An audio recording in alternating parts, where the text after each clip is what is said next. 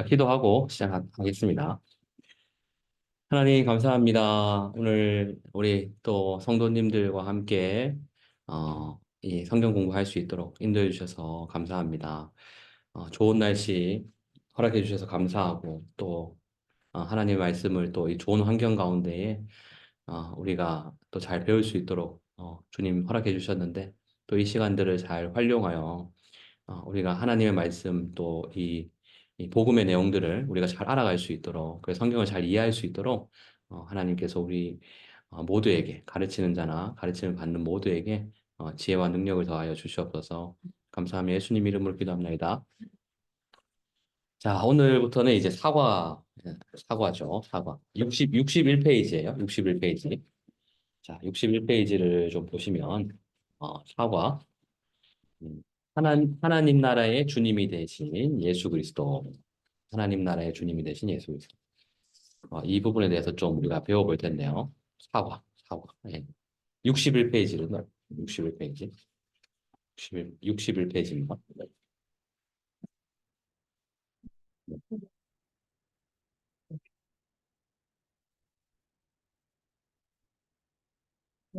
61페이지 보시면 되고요. 제가 한번 읽어보시라는 거 한번 읽어보셨나요? 집에서? 그 전에 이거잖아요. 네네, 그죠. 예, 이 앞에 있는 내용들. 십자가. 한번 이렇게 그냥 네. 이렇게. 뭐, 안 읽어보셔도, 뭐, 이렇게, 이번 주 가셔서 읽어보셔도 돼요. 그래서, 뭐, 이렇게, 네, 네, 예. 괜찮습니다, 괜찮습니다. 이게 또 이렇게, 저희가 또 이게 하루하루 살아가는 게 또 너무 또 바쁘다 보니까 까먹을 수 있죠. 그 사과부터는 어떤 것들을 이제 좀 배울 거냐면 예수님의 부활과 또 이제 승천에 대한 이야기를 좀 할 거예요. 가장 핵심적인 부분은 이제 부활에 대한 부분인데요. 예수님의 부활. 이 예수님의 부활이 이제 다시 살아나신 걸 얘기하는 거잖아요. 그죠? 예수님의 부활이. 예수님이 십자가에 죽으셨는데, 그 예수님 십자가에 죽으심에 대해서 배운 게 우리가 저번 시간까지였고, 그죠? 예수님 십자가 죽으심. 이게 저번 시간까지였고. 그래서 예수님 십자가에 죽으심, 이 내용을 이해하는 데 있어서 가장 중요한 그 개념이 화목제물이라는 개념이었었죠. 그죠? 그래서, 예수님은 왜 십자가에 죽으셨냐, 이렇게 했을 때, 화목제물로 죽으셨다라는 내용을 이제 우리가 배웠었고요. 그 화목제물이라는 것은 우리가 죄인으로서 우리가 받아야 되는 죄에 대한 하나님의 모든 진노를 예수님이 대신 받아서 죽으신 죽음 이제 그래서 이제 이 예수님의 죽음을 우리는 형벌 대속적 죽음이다 이런 내용들을 좀 저번 시간에 했었어요. 예. 그래서 이제 우리는 그렇구나 우리는 우리의 이 죄를 대신 담당하시고 그리고 이제 이 죄에 대해서 하나님께서는 진노하시는데 그 진노를 예수님이 대신 받으신 거구나. 이제 이런 생각을 이제 우리가 해야 된다는 거죠. 그래서 십자가의 죽으심은 이제 그런 거였는데요. 예수님은 이제 이 사과부터는 아주 이제 십자가까지는 좀 어떻게 보면 이과는 또 그 타락에 대한 부분이 있잖아요. 이제 죄가 무엇이었습니까? 죄의 본질은 하나님의 주 되심에 대한 거부였죠. 예. 그래서 뭐 우리가 생각할 때 뭐 이렇게 우리는 죄 이렇게 얘기하면 어떤 윤리적인 죄악들을 생각하는 경우가 윤리 도덕적인 죄악들 생각하는 경우가 많은데 그런 죄들은 어떤 게 있냐면 뭐 거짓말하고 뭐 남을 속이고 이런 것들 있잖아요. 그리고 돈을 뭐 훔친다든지 남의 거를 훔친다든지 이런 것들이 이제 윤리적인 어떤 범죄들인데 그보다 근본적인 어떤 범죄는 하나님으로 여기지 않고 하나님을 주님으로 왕으로 여기지 않고 그분을 거역하는 것 그것이 이제 죄의 본질이었죠. 그래서 이제 이 죄에 대한 부분들을 이제 좀 배우면서 죄의 심각성이 어떻게 얼마나 큰지 이런 내용들도 좀 배우면서 이 이 모든 죄에 대한 하나님의 진노를 대신 받아서 예수님이 죽으셨다. 그래서 2과 3과 이런 내용들 좀 배울 때는 우리가 좀 마음이 좀 안 좋잖아요. 그죠? 이게 어두운 내용들이에요. 어두운 내용들. 그죠? 이 우리의 어떤 그 조상이라고 할 수 있는 아담과 하와가 범죄에서 타락해서 지금 우리까지 죄인으로 태어날 수밖에 없는 그 상황이 어떻게 만들어졌는지를 배우는 이런 내용들과 우리와 같은 죄인들 때문에 예수님이 하나님의 모든 진노를 대신 받아서 십자가에 죽는 어떤 이런 내용들을 배울 때는 마음이 이제 힘들죠. 힘들죠. 참 탐구까지는 힘들었는데 근데 이제 사과부터는 아주 기쁜 이제 내용들이 많이 나옵니다. 그게 이제 예수님의 이제 부활에 대한 내용이거든요. 예수님이 부활하셨다라는 거. 그래서 사과의 어떤 핵심은요, 부활입니다. 부활. 예수님에 대한 부활. 그래서 이제 그 사과도요, 이게 총 세 부분으로 구분되어 있어요. 세 부분으로. 첫 번째 부분은 이제 62페이지에 있는데요. 62페이지 보면 부활하신 예수 그리스도 이렇게 해서 이 부활이 이제 어떠한 내용인가, 부활은 도대체 어떠한 의미를 갖고 있는가, 62페이지입니다. 62페이지. 여기 보시면 부활이 도대체 뭐냐, 이제 예수님이 부활하셨다라는 건 어떤 의미를 가지고 있느냐, 요걸 이제 살피는 게 62페이지부터 나오고 그 다음에 몇 페이지를 보시냐면 그 65페이지, 65페이지를 보시면 예수님은 부활하시고 나서 어떻게 되셨냐면 승천하셨어요. 승천, 그죠? 승천하셨어요. 65페이지를 보시면요. 예수님은 부활하시고 나서 그분은 부활하시고 나서 어떻게 되셨는가? 승천하셨다. 승천하셨다. 이 승천이라고 하는 이게 다 한자잖아요. 그죠? 하늘에 올라가셨다. 이런 말이에요. 그죠? 하늘에 오르셨다. 예, 승천, 하늘에 오르셨다. 그래서 예수님은 부활하시고 나서 하늘에 오르셨습니다. 그죠? 음. 근데 이제 하늘에 오르신 게 도대체 왜 오르셨냐 이렇게 얘기할 때 그냥 뭐 이제 올라가고 싶어서 올라가셨다 그런 건 아니고 왜 그분은 하늘에 오르셨냐 이 내용을 좀 배울 때 이 예수님이 주님이 되시기 위해서 하늘에 오르셨다 그런 내용을 이제 성경이 이야기하고 있다는 거예요. 이 주님이라고 하는 것은 이제 왕을 얘기하는 거죠. 바로 예수님이 하늘에 오르신 거 그 이유는 어, 하나님 나라의 왕이 되시기 위해서 하늘에 오르신 거다. 이렇게 이제 이야기할 수 있다는 거죠. 그리고 이제 세 번째 부분은 몇 페이지에 나오냐면 저기 70페이지 한번 보세요. 70페이지. 70페이지를 가시면 어, 예수님은 부활하시고 그리고 이제 부활하시고 난 다음에 승천하셨는데 그 승천하신 예수님이 주님이 되셨다고 이야기했잖아요. 이 하나님 나라의 왕이 되셨다고 얘기했잖아요. 그죠? 그러면 우리는 뭡니까? 우리는 하나님 나라의 백성들이죠. 그죠? 하나님 나라의 백성들이죠. 여러분은 다 하나님 나라의 백성들이죠.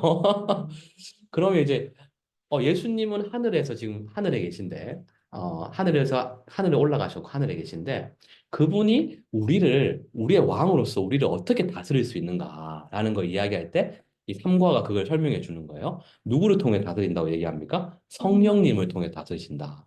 성령님을 통해서 성령님을 보내셔서 예수님은 우리를 다스리신다. 이제 이런 내용들을 이제 좀 볼 수 있는 거죠.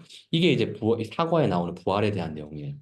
우리가 부활에 대한 내용들을 이해할 때 예수님은 다시 죽으셨다가 살아나셨구나.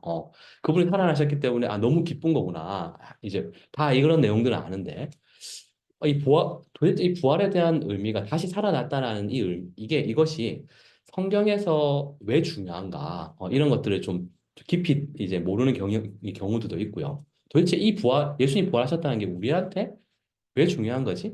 예수님이 부활하셨지 우리는 뭐 아직 죽어봐야 되는 거 아니야? 이제 이런 생각을 할 수 있잖아요, 그죠? 할 수 있는데 이런 예수님의 부활에 대한 내용들이 왜 우리에게 중요한가? 이런 내용들을 이제 먼저 배워볼 거고 예수님은 단순하게 그냥 살아나시는 것 정도로 끝나시는 게 아니라 그분은 어떤 면에서는 부활하시고 나서 승천하시기 위해서 부활하셨다. 이렇게도 이야기를 할 수 있어요.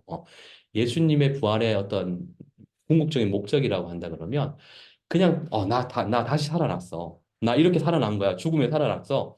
이런 것만 보여주시려고 한 게 아니라 그분은 승천하셔서 이 하나님 나라의 왕이 되시기 위해서 부활하셨다. 이렇게도 이야기를 할 수 있는 거죠. 그리고 나서 그 예수님이 지금 하나님 나라의 백성인 우리를 다스리는 방식은 무엇을 통해 다스리신다? 성령을 통해서. 성령을 통해서 다스리신다라는 거예요.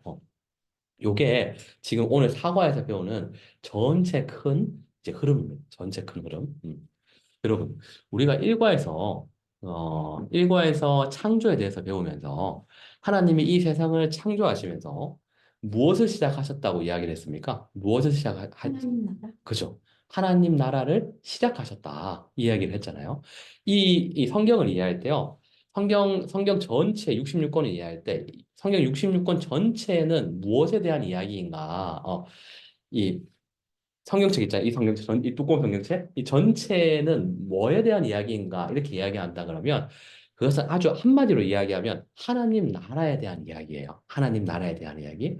그래서 이 세상을 창조하실 때부터 하나님은 하나님 나라를 시작하신 거죠. 그죠? 그분이 이 세상을 만드시는 창조자의 시작, 이 세상을 다스리시는 통치자로서 이 세상을 다스리기 위해서 이 세상을 만드신 거예요. 그죠? 근데 그분의 다스림은 우리에게 무엇을 주시는 다스림이었습니까? 우리에게 복을 주시는 다스림이었잖아요. 그리고 우리는 그분이 우리에게 원하시는 건 뭐였습니까? 순종을 원하셨죠. 이게 하나님 나라의 원리예요. 하나님 나라의 왕이신 하나님께서는 우리에게 복을 주시고 우리는 그 왕께 어떻게 합니까? 순종하면서 살아가는 거죠. 이게 하나님이 이 세상을 시작하신 목적이라고, 이유라고. 근데 타락하면서 이 하나님 나라에도 추방이 돼 버렸잖아요. 아주 불행하게도 추방이 돼 버렸잖아요. 그 하나님 나라에 계속 있었으면 하나님 주시는 복을 마음껏 누리면서 우리가 이 땅을 살아가면서 얼마나 수고와 고생을 많이 합니까? 심지어는 우리 안에 둘째 놓는 것도 제가 이렇게 걱정하거든요. 노산이라 가지고 이거 잘 놓을 수 있을까? 만약에 우리가 창세기 2장 보면서 이걸 알게 됐잖아요. 아, 이것은 저주받는 거였다. 임신의 고통에 대한 걸 저주받는 거였다. 만약에 타락하지 않았다면 제가 이런 고민을 안 하겠죠. 근데 어쨌든 이런 여러 가지 하나님 나라에 추방되었기 때문에 이런 여러 가지 고통과 어려움 가운데 살아가잖아요. 근데 삼관을 배우면서 우리는 예수님의 십자가의 죽으심이 우리의 뭘 해결하는 거였어요? 죄를 해결하는 거였고, 우리의 모든 죄를 예수님이 대신, 죄에 대한 진노를 대신 받으심으로 우리의 모든 죄가 해결받고, 결국에는 이 죄가 해결받고 나서 우리는, 결국에는 우리를, 예수님은 어디로 들어가게 하시기 위해서 우리의 죄를 해결하셨다고 할 수 있어요? 바로 하나님 나라로 다시 들어가게 하시기 위하여 우리의 죄를 다 해결하셨다. 이렇게 이야기를 할 수 있는 거죠. 그래서 그럼 지금은 이 하나님 나라의 왕이 누군가 이렇게 했을 때 오늘 제가 좀 전에 사과 내용을 전체를 살펴보면서 이미 여러분은 어느 정도 알고 계시잖아요. 지금은 이 하나님 나라의 왕이 누구시겠습니까? 승천하신 예수님이시죠. 하늘에 오르신 예수님이 하나님 나라의 왕으로 계시고요. 그 예수님이 승천하시면서 어, 하나님 나라에서 추방되었던 자들이 예수님을 믿음으로 제사함 받고 하나님 나라에 다시 들어가서 왕이신 예수님의 다스림을 받으면서 왕이신 예수님의 복을 받으며 살아갈 수 있도록 예수님께서 우리를 이렇게 인도를 하신 거죠. 그러면서 이제 보세요. 그 예수님은 그러면 그 우리를 왕으로 다스리시잖아요. 그리고 우리는 그분의 백성으로 그분께 순종을 하지 않습니까? 그러면 그 예수님이 이 하늘에 앉아 계시면서 우리를 다스리실 때 그분은 부활하실 때 우리와 같은 몸을 입고 부활하셨잖아요. 그죠? 맞, 할렐루야? 우리와 같은 몸을 입고 부활하셨죠? 그죠? 예수님은 우리와 같은 몸을 입고 부활하셨어요.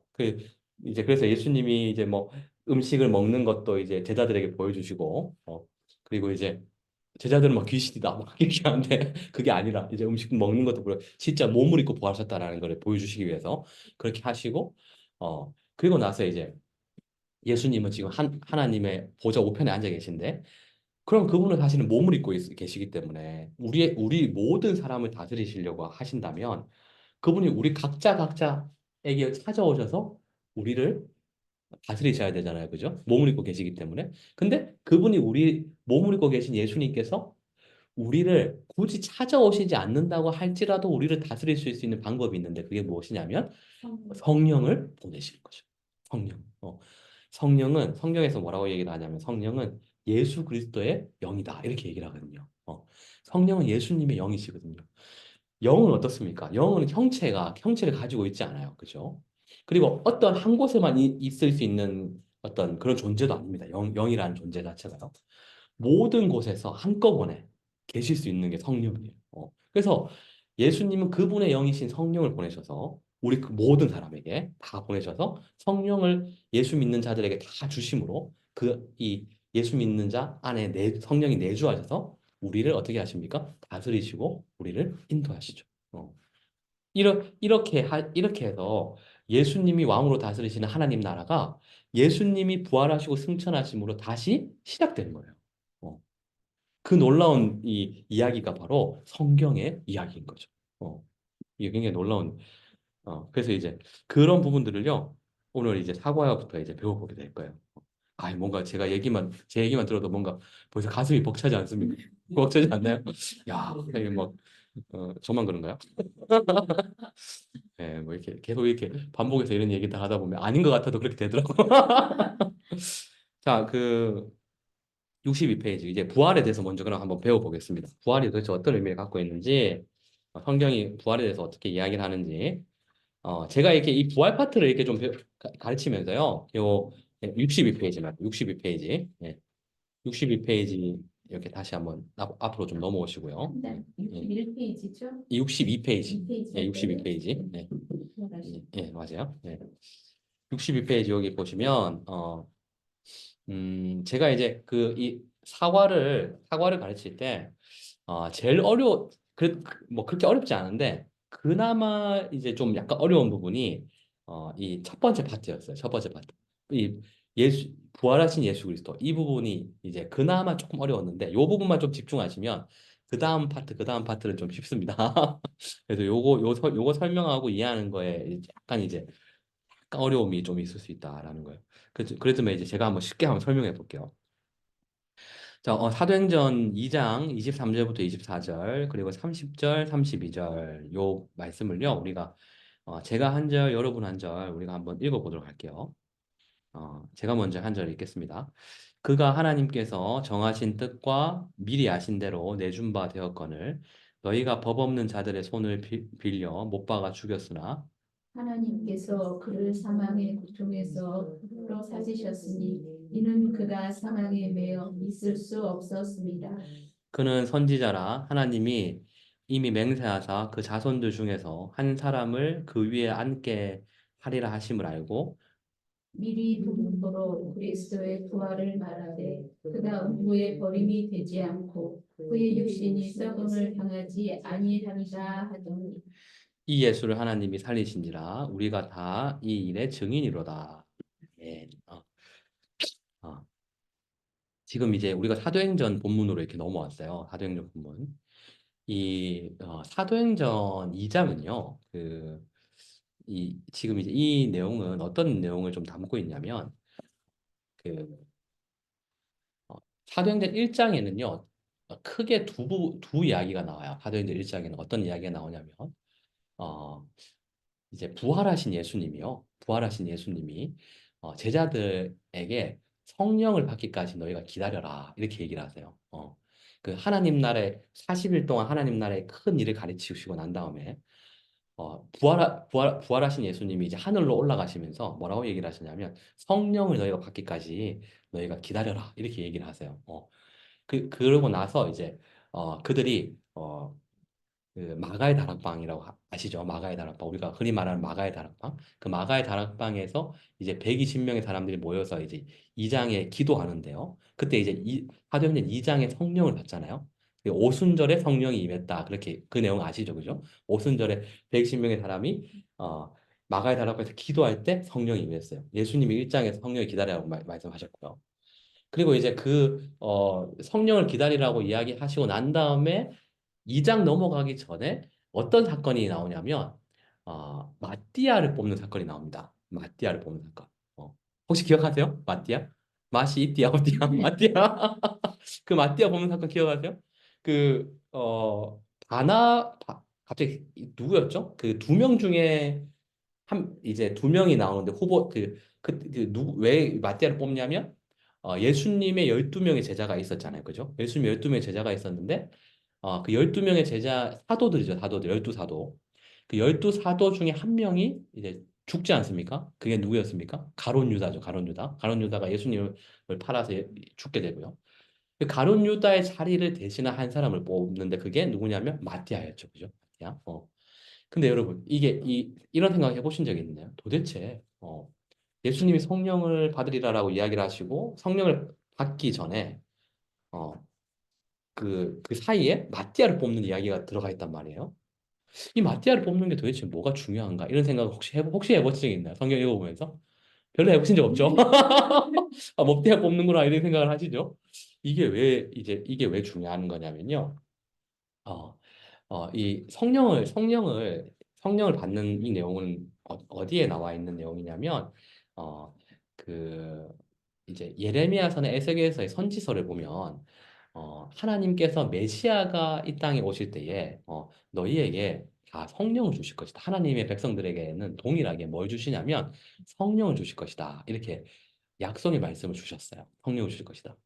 메시아가 오면 성령을 줄 거야. 근데 성령을 왜 주신다고 이야기를 하냐면, 그냥 그냥 심심풀이로 주시는 건 아니고, 하나님이 성령을 주시는 이유는 다른 게 아니라, 다른 거 다 주실 수 있지만, 하나님의 백성들에게 성령을 주시는 이유가 왜 주시냐면, 이스라엘 백성이 멸망당했잖아요.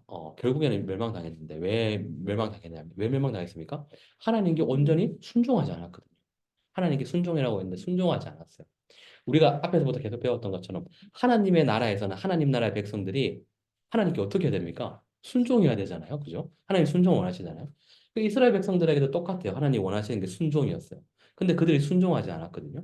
그러니까 하나님이 선지서에서 뭐라고 얘기를 하시냐면, 야, 내가 땅도 주고, 그 다음에 율법도 주고, 뭘 순종해야 될지도 알려주고, 다 줬는데, 가나안 땅에 인도해가지고 땅도 공짜로 주고, 다 줬는데, 걔들이 안 되는구나. 너희가 순종을 못 하는구나. 뭐가 문제냐면 마음이 마음이 부패하여서 마음이 순종할 수가 없구나. 이걸 이제 이야기하시면서 순종할 수 있는 마음의 상태를 만들어 주겠다라고 이야기하시면서 무엇을 주신다고 얘기하셨냐면 마음에 성령을 주시리라. 이렇게 약속을 해주셨어요. 그래서 메시아가 올 때에 하나님 나라에 들어가는 하나님 나라의 백성들은 다 하나님께 순종할 수 있는 능력을 제공하는 성령을 하나님께서 다 주실 것이다라고 선지서 말씀을 주셨고, 그래서 예수님은요, 너희가 성령을 기다려라 이렇게 이야기를 하시는 거예요. 근데 1장에 그 성령을 2장에 오순절날 그 마가의 다락방에서 120명이 기도할 때 성령을 받았잖아요. 근데 그 전에 12 사도 중에 한 자리를 뽑는 그 마티아를 뽑는 그 일이 거기에 들어가 있다고요. 여러분 왜 그러냐면요. 그 10이라는 숫자는요. 굉장히 그 성경에서 굉장히 중요한 의미를 갖고 있는 숫자인데 어떤 의미를 갖고 있는 숫자냐면 10이 하면 여러분 생각나는 게 뭐가 있습니까? 10이 하면 12지파가 생각나시죠. 이스라엘 12지파가요. 야곱의 12 아들을 통해서 만들어진 이스라엘 12지파 그 12지파가 이야기 있잖아요. 그리고 어, 예수님이 12명의 사도를 세우셨죠. 12 제자를 세우셨죠. 그리고 한 자리가 비었을 때 다시 마띠아를 뽑아서 12명의 자리를 채워놓는 거잖아요. 이게 왜 중요하냐면 이 10이라는 숫자는 성경에서는 하나님 나라 백성들의 숫자예요. 어. 그래서 그 요한계시록 보면 24 장로 뭐 이런 얘기 나오잖아요. 그리고 이제 뭐 이게 그런 거 아시죠? 이게 요 계시록 보면 14만 4천 명 이런 내용들 나오잖아요. 요거를 이제 그 신천지에서는 이 14만 4천이라는 숫자를 이제 그 문자 그대로 생각하거든요. 문자 그대로 14만 4천 명이 딱 모이면 예수님이 다시 오신다. 그렇게 가르쳤어요. 원래 그렇게 가르쳤어요. 그거 아시나요? 모르시죠? 그렇게 들었어요. 들으셨죠? 예, 예, 예. 그래서 이제 이런 것들은 뭐 중요한 건 아닌데 이런 그 24장로들이 어떤 의미를 갖고 있냐면 구약의 12 지파, 신약의 12 사도의 의미들을 담고 있는 게 24장로의 의미예요. 그리고 14만 4천도요. 어떤 걸 얘기하냐면 12 곱하기 12 곱하기 1000의 의미예요. 근데 그냥 그렇게만 알아두세요. 근데 그러니까 이것이 14만 4천이라는 이것이요. 이 문자적으로 해석을 하면 안 된다라는 걸 이야기를 하는 거예요. 근데 제가 지금 얘기하고 싶은 거 한 건 뭐냐면, 어, 사도행전 1장, 2장 이런 모든 내용들이요. 어떤 걸 담고 있냐면, 하나님께서 하나님 나라의 백성들을 세우심으로 하나님 나라를 다시 시작하신다라는 걸 이야기를 한다는 거예요. 이 내용들이요. 우리는 이제 그런 의미들을 이제 충분히 이제 좀 배워야지 알 수 있어서 그렇지만, 이러한 성경을 볼 때 당시에 이제 유대인들은요, 이 마띠아를 세우는 이런 사건들을 가지고 10이라는 숫자가 그래서 중요하지. 왜냐하면 다시 예수님을 통해서 다시 하나님 나라가 시작되잖아요. 그 이스라엘 열두 지파를 통해서 하나님의 나라의 백성들이 전부 다 나온 것처럼 열두 아들 그 안에서 하나님 나라의 백성들이 다 나온 것처럼 신약에서는요 예수님의 열두 사도를 통해서 복음을 듣고 믿는 자들이 성령을 받아서 전부 다 하나님 나라의 백성들이 나오는 그 역사가 일어나거든요. 근데 요거를 이제 보여주는 겁니다. 근데 자, 다 잊어먹어도 상관없고요. 근데 이렇게 지금 예수님이 1장에서 사도행전 1장에 성령을 받으리라 약속을 하셨고 그다음에 마띠아를 뽑고 이제 모든 게 갖추어졌어요. 열두 사도도 다 세워졌고요. 다 갖추어져서 이제 예수님이 성령을 이제 주시기만 하면 되는 상황이 됐고 2장에 와가지고 오순절날 성령이 임하는데 성령이 임하니까 어떤 일들이 일어납니까? 사람들이 거기에 이제 그 6월절에 그 이스라엘 백성들은 이제 함께 모여서 예배를 드리잖아요. 6월절에. 전국 각지에서 사람들이 흩어져 있던 사람들이 유대인들이 다 모여가지고 오늘날로 친다 그러면 이제 우리나라의 수도는 그 서울이잖아요. 서울에 이제 거기에 이제 그 이스라엘 백성들의 예루살렘이 중심이니까 이렇게 뭐 부산에 흩어져 있고 전라도에 흩어져 있고 이렇게 흩어져 있던 그 유대인들이요. 이 그 6월절이나 이런 명절이 되면 전부 다 서울에 다 모이거든요. 같이 예배 드리려고. 그렇게 이제 다 모였을 때였어요. 이 오순절날 성령 강림이 임하는 그때요. 그 6월절날 같이 예배 드리려고. 근데 그렇게 다 모였을 때에 이 성령이 임했고 거기에 이제 함께 이제 주위에 함께 있던 사람들이요. 이 120명에게 기도하는 120명의 사람들에게 성령이 임하는 모습이 아주 놀라운 가시적인 모습으로 막 불의 혀 같은 것들이 위에 막 이제 막 펼쳐지고요. 그리고 더 신기했던 건 뭐냐면 거기에 모여 있는 각 지역의 사람들의 언어로요. 하나님의 큰 일을 막 120명의 사람들이 말하기 시작하는 거예요. 어. 어떤 사람은 미국말로 하나님의 큰 일을 이 복음을 전하는 거죠. 어떤 사람은 미국 말로 막 이야기하고요. 어떤 사람은 아프리카 말로 이야기하고요. 어떤 사람은 영국 말로 이야기를 하고요. 어떤 사람은 한국말로 이야기하고 중국말로 이야기하고 심지어 이런 일들이요. 거기서 막 일어나니까 사람들이 막 놀라는 거예요. 아니, 각 나라의 언어로 이렇게 하나님의 큰 일을 말하는구나 하면서 놀라면서요. 근데 그런 언어들을 다 모르는 사람들이 뭐라고 얘기를 했냐면 저 사람들 술 취한 거 아니야? 이렇게 이제 생각하는 그 언어를 모르니까. 근데 이제 그때 이제 사도 베드로가 일어나가지고 설교를 시작해요. 이 사람들 술 취한 거 아니야. 술 취한 거 아니라 이 사람들이 이 하나님의 큰 일에 대해서 이야기를 하고 있는 것인데 그것이 무엇인지에 대해서 쭉 설명을 해줘요. 이게 사도행전 2장에 나오는 베드로의 설교예요. 근데 오늘 우리가 읽었던 2장 23절, 24절, 30절, 32절 이 내용이요. 바로 베드로의 설교의 마지막 부분이에요. 제가 이 이야기 하려고 지금 이런 이야기들을 쭉 펼쳤어요. 성경에 대한 그림들이 여러분에게 그려지기를 원하는 마음에서 이렇게 좀 이야기를 했어요. 근데 이제 베드로가요, 이런 이야기들을 하는 겁니다. 23절, 24절을 한번 보시면요. 23절, 24절을 보면, 어, 그가 하나님께서 정하신 뜻과 미리 아신 대로 내준 바 되었거늘 이렇게 얘기하잖아요. 여기서 23절에서 말하는 그가 이야기할 때 이 그는 누구냐면 누굴까요? 우리 어림짐작해 봤을 때 예수님입니다. 예수님. 여기 23절에 나오는 그는요. 예수님을 얘기하는 거예요. 예수님이 하나님께서 정하신 뜻과 미리 아신 대로 내준 바 되었다. 이렇게 얘기해요.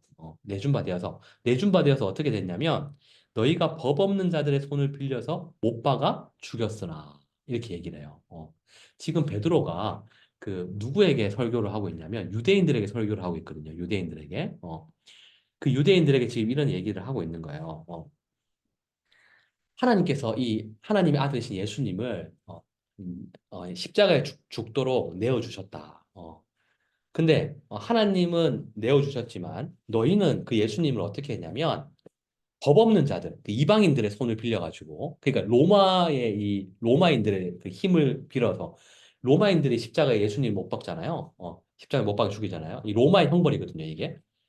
이 법 없는 자들, 율법을 없는 자들 이 얘기를 하는 거거든요. 율법 없는 자들, 법 없는 자들이라는 말이. 하나님의 법이 없는, 하나님 율법이 없는 자들의 손을 빌어서 못 박아 죽였다는 거예요. 십자가에 못 박아 죽였다는 거예요.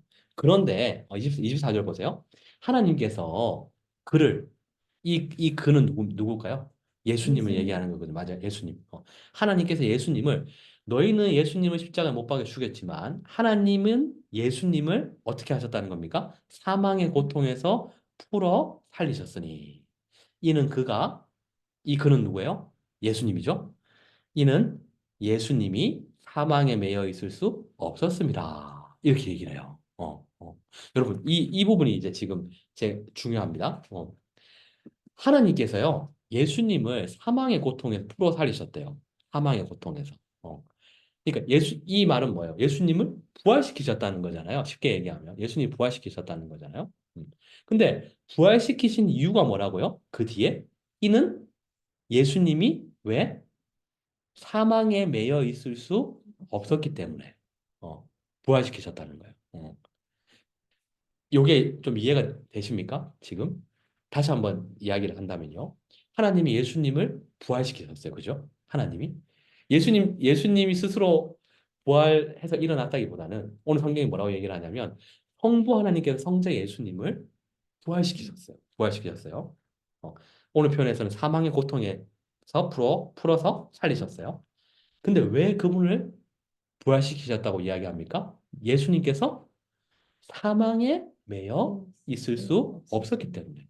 어, 약간 더 정확하게 얘기를 한다 그러면 사망에 매여 있을 필요가 없었기 때문에 이렇게 얘기할 수 있을 것 같아요. 사망에 매여 있을 필요가 없었기 때문에. 어, 예수님을 부활시키신 이유는 예수님이 사망에 매여 있을 수 없었기 때문에 예수님을 부활시켰다. 이렇게 얘기를 합니다. 이 의미가 무엇인지 그것을 이제 좀 이해할 필요가 있다는 거예요. 이 의미를 이해할 때 부활의 의미가 무엇인지를 좀 알 수 있다는 것입니다. 그 1번 문제 들어가서 이 얘기를 좀 더 해볼게요. 1번 문제 들어가 보면 62페이지 맨 밑에요. 거기 보면 하나님은 죄인인 우리를 대신하여 십자가에 죽으신 예수님을 다시 살리셨습니다. 그 이유가 무엇입니까? 이렇게 묻고 있죠. 그 빨간 글씨를 읽어보면요. 제가 사실 이제 좀 전에 이제 이야기했던 것과 연결해서 한번 이 부분을 좀 보시면 좋을 것 같은데요. 우리 빨간 글씨 다 같이 한번 그 밑에 나와 있는 내용이거든요. 거기 우리 권사님은 흑백이라 가지고 빨간 예, 요 그 밑에 나와 있는 내용. 예수님의 죽음은 요 부분인데 우리 요 부분 한번 다 같이 한번 읽어보고 다 같이 읽겠습니다. 준비 시작. 예수님의 죽음은 우리의 죄를 없이 하는 죽음이다. 죄는 죄인에게 죽음, 고통, 육체적 죽음, 영적 죽음을 초래했는데 죄가 해결되면 이 죽음은 당연히 사라진다. 예수님은 자신을 화목제물로 세우신 하나님의 뜻을 훌륭히 성취했을 뿐만 아니라 죄를 해결하심으로 죽음도 해결하셨다. 따라서 하나님의 뜻대로 모든 죄와 죽음의 세력을 물리치신 예수님은 더 이상 죽음 아래 있을 수 없었다. 이 세상에 생명을 가져오신 예수님은 그 자신도 부활 생명으로 일어나셨다. 이는 그가 사망에 매여 있을 수 없었습니다. 약간 이제 이런 글들을요, 한 번만 읽으면요, 아마 싹 들어오진 않죠. 딱 들어오진 않는데, 여러분, 여기 이 내용들은 어떤 거냐면, 음, 예수님이 십자가에 죽으신 것은 우리의 죄를 없이 하는 죽음이라는 거죠. 그죠? 여러분, 그 성경의 어떤 몇 가지, 성경을 이해할 때 중요한 몇 가지 어떤 공식 같은 것들이 있는데요. 우리의 이제 그 궁극적인, 인간의 어떤 궁극적인 어떤 문제는 죽음이잖아요. 그죠? 죽음의 문제잖아요. 이 죽음의 문제는, 어, 인류의 역사상 지금까지도 과학이 아무리 발전해도 지금까지도 그 누구도 풀지 못한 숙제죠. 어, 진시 황제 이런 분들도 이 죽음의 문제를 고민하면서 이걸 풀려고 굉장히 노력하셨다 그래요. 그래도 이제 결국에는 죽으셨죠. 그분도. 그러니까 이 인간의 궁극적인 사실 문제는 죽음이죠, 죽음. 인간이 죽는다는 거예요. 이게 궁극적인 문제죠. 근데 우리는 이제 성경을 통해서 이 죽음이 무엇을 통해서 왔는지를 알잖아요, 그죠? 사실 종교는 다양한 종교들은요, 이 죽음이 무엇을 통해서 왔는가 이제 이런 이야기들을 다양하게 이제 이야기를 하는데 우리는 이제 이 죽음이 어떻게 왔는지 알죠. 그것은 이제 무엇 때문에 죽음이 왔다고 이야기를 하고 있습니까? 죽음의 원인은 뭐였어요? 죄였죠, 죄. 죄였죠. 이게 성경에서 이야기하는 아주 몇 가지 중요한 공식 중에 하나죠.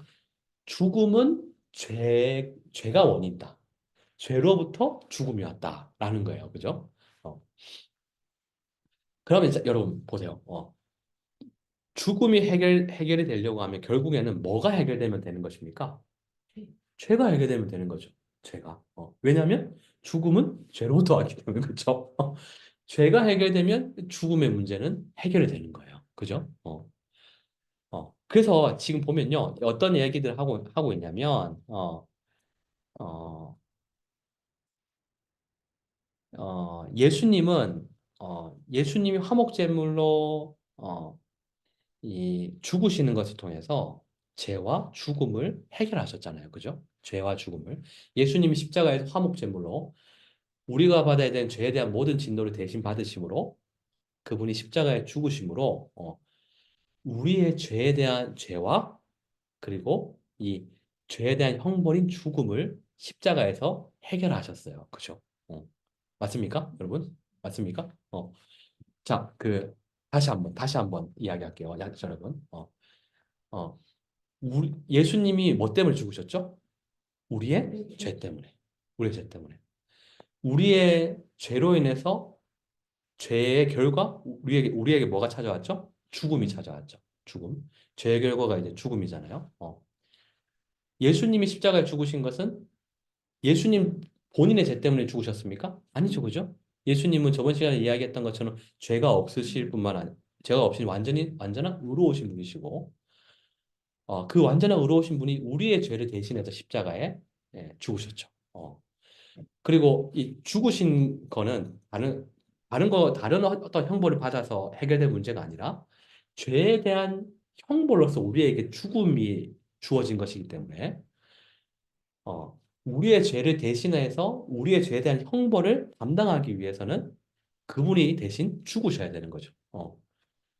그래서 다른 걸로는 해결이 안 되는 거예요. 그래서 예수님이 십자가에 죽으신 것도 우리의 죄 때문이고, 예수님이 십자가에 죽으신 그것은 우리의 죄에 대한 형벌을 대신하는 죽으심이었죠. 그래서 예수님이 십자가에 죽으심으로 인하여 우리의 죄와 죄에 대한 형벌이 해결이 된 거예요.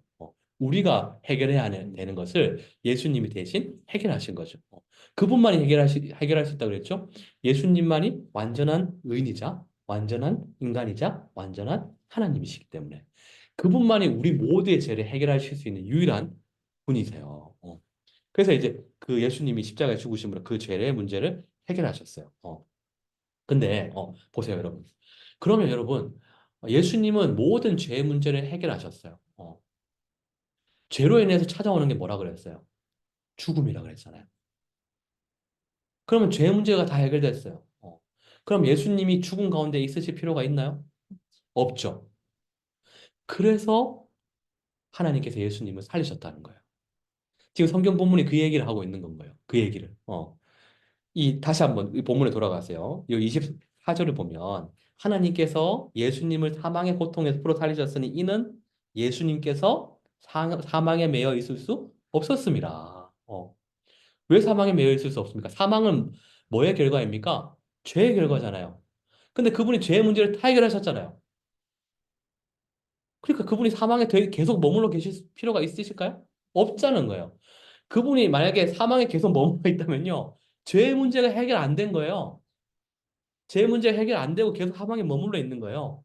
근데 그분은 사망에 매여 있을 수가 없었어요. 왜요? 죄의 문제를 다 해결하셨거든요.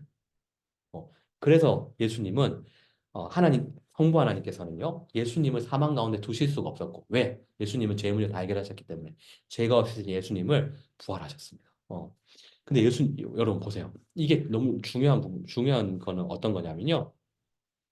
예수님이요, 죄 문제를 해결하셨는데, 그리고 죄 문제를 해결하셨다는 것을 분명하게 하나님, 성부 하나님께서 이 예수님을 사망의 고통에서 풀어 살리시고 이분을 부활시키심으로 이 본문을 딱 볼 때, 본문을 보게 하심으로, 아, 예수님이 죄 문제를 다 해결하셨다는 것을 알게 하셨는데요. 그분이요, 이 예수님의 이 부활이 우리에게 왜 복된 소식이냐면, 예수님이 누구의 죄 때문에 죽으셨습니까? 우리의 죄 때문에 죽으셨잖아요. 그 예수님이 사망의 고통에서 부활하셨다라는 것은 죄를 다 해결하셨다는 건데, 그러면 누구의 죄를 다 해결하신 거예요? 우리의 죄를 다 해결하셨다는 거거든요. 그래서 예수님의 부활은요, 예수님께서 우리의 죄를 다 해결하셨다라는 것을 보여주는 건 거예요. 증거하는 건 거예요. 왜냐하면 이 죽음은 뭐의 결과라고 얘기했어요? 죄의 결과라고 얘기했잖아요. 그 예수님은 우리의 죄 때문에 죽으셨다 얘기했잖아요. 근데 예수님이 더 이상 사망에 매여 계실 수 없고 그분을 부활시키셨다 그랬잖아요. 왜? 죄의 문제를 다 해결하셨기 때문에. 근데 이 죄는요, 누구의 죄의 문제를 해결하셨다는 거예요? 여러분과 저의 죄의 문제를 해결하신 거거든요. 어. 그래서 이 예수님의 부활 자체가요, 우리에게 복된 소식인 거예요. 어. 그분이 우리도 이 죽을 뿐만 아니라 이 죽는 거로 그치는 게 아니라 영원한 죽음 가운데로 나아가거든요. 육체적 죽음 그 이후에는요. 그죠, 여러분? 여러분, 성경에서 우리가 죽으면요. 성경에서 죽음은 뭐라 그랬습니까? 제가 예전에 설명한 거 혹시 기억나세요? 그죠? 성경에서 죽음은 이제 두 가지로 이야기한다 그랬죠. 영적 죽음과 육체적인 죽음. 성경에서 근데 이제 이 죽음이라는 의미가 우리가 생각했을 때는 그냥 생명이 그냥 끝나는 거다. 이렇게 생각하는데 어떤 면에서는요. 만약에 생명이 그냥 끝나는 거라면요. 뭐 우리가 예수님을요. 안 믿어도 될 수도 있어요. 이렇게 얘기하긴 그렇지만 만약에 생명이 그냥 끝나는 거라면요. 우리가 생명이 끝나고 아무것도 없는 거라면요. 뭐 그냥 뭐 죽고 이제 끝나는 거죠, 뭐. 근데 성경은 어떻게 얘기합니까? 우리가 죽고 나면 이게 끝나는 게 아니라는 거예요. 영원한 어떤 그 영역으로 나아가는데요. 영원한 삶으로 새로운 어떤 영원한 삶으로 나아가는데 예수님을 믿지 않는 자들은 영원한 삶이 어디에서 시작되는 것입니까? 지옥에서 시작되는 거거든요. 영원한 삶이요. 하나님이 없는 하나님께 복을 받아서 누릴 수 없는 성경에서 어떤 지옥에 대한 묘사들을 몇 가지로 하고 있는데, 그거보다 훨씬 더 상상할 수 없는 그 지옥에서 영원한 삶을 살아가게 되는 거거든요. 그게 바로 사망이거든요. 영원한 사망. 우리가 육체적인 죽음 이후에 그냥 끝이 난다고 그러면 어떤 면에서는요, 예수님 안 믿어도 될 수 있겠지만, 성경은요, 육체적인 죽음 이후에 영원한 죽음이 기다리고 있다. 영원한 죽음, 영원한 사망이 기다리고 있다. 이렇게 얘기를 하고 있잖아요. 근데 이제 우리가 예수 그리스도를 믿으면 어떻습니까? 예수 그리스도를 믿으면 우리가 이제 이 죽음의 문제가 해결될 뿐만 아니라 그 죽음의 문제가 해결된다는 것은 영원한 죽음이 해결된다는 거거든요. 그건 뭐예요?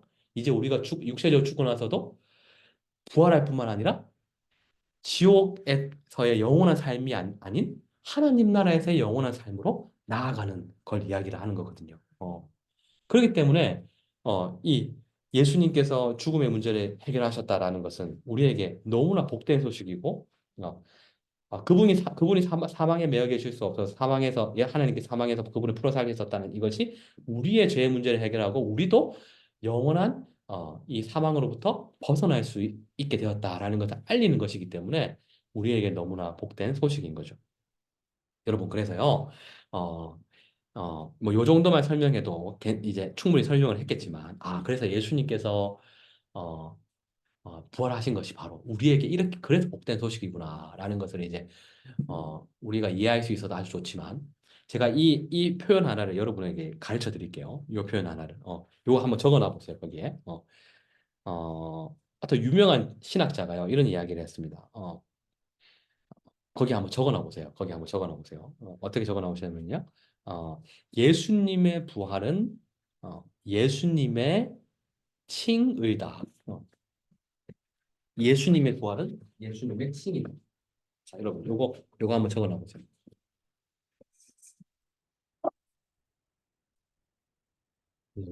요거 연결해서 그거 해봐야 될 것 같아요. 잠시만요. 가상 배경 없음. 됐다. 그리고 가상 배경 없음 하면 제가 이렇게 여기서 좀 쓸 수도 있거든요. 이렇게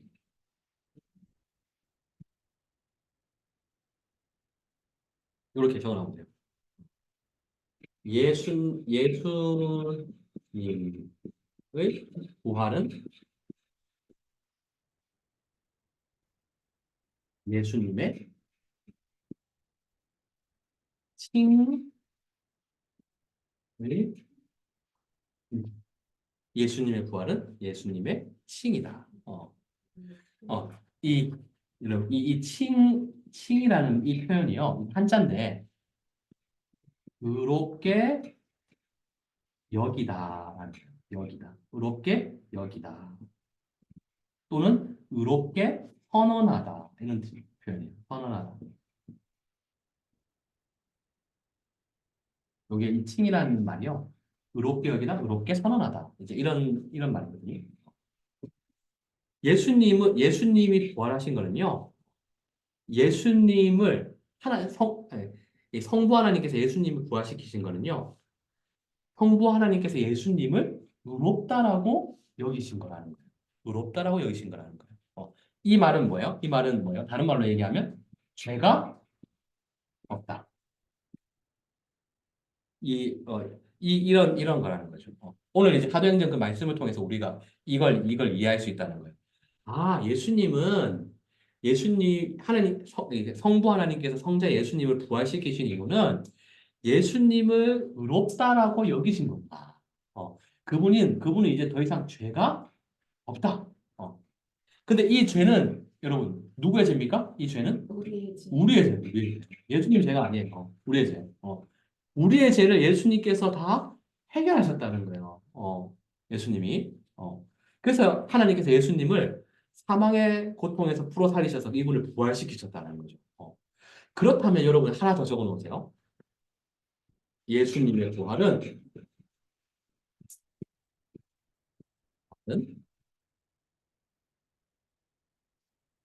우리의 칭이다.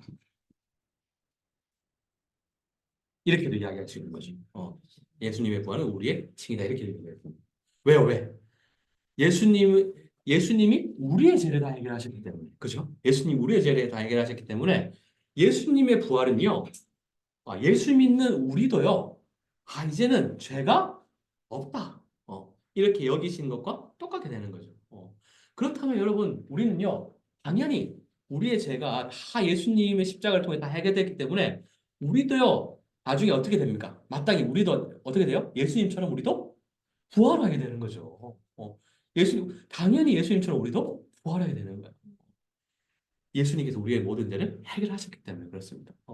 그래서 여러분 이 부활은요, 이 죄의 문제가 인류의 모든 그 궁극적인 문제라고 하여튼 죄의 문제가 해결되었구나. 예수님 통해서 해결되었구나. 이것을 보여주는 거예요. 이게 보여주는 거예요. 여러분 그래서 이게 얼마나 여러분 복된 소식입니까? 자, 어,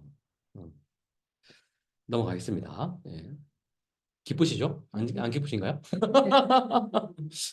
어느 정도 이해가 좀 되셨나요? 네, 되셨나요? 네.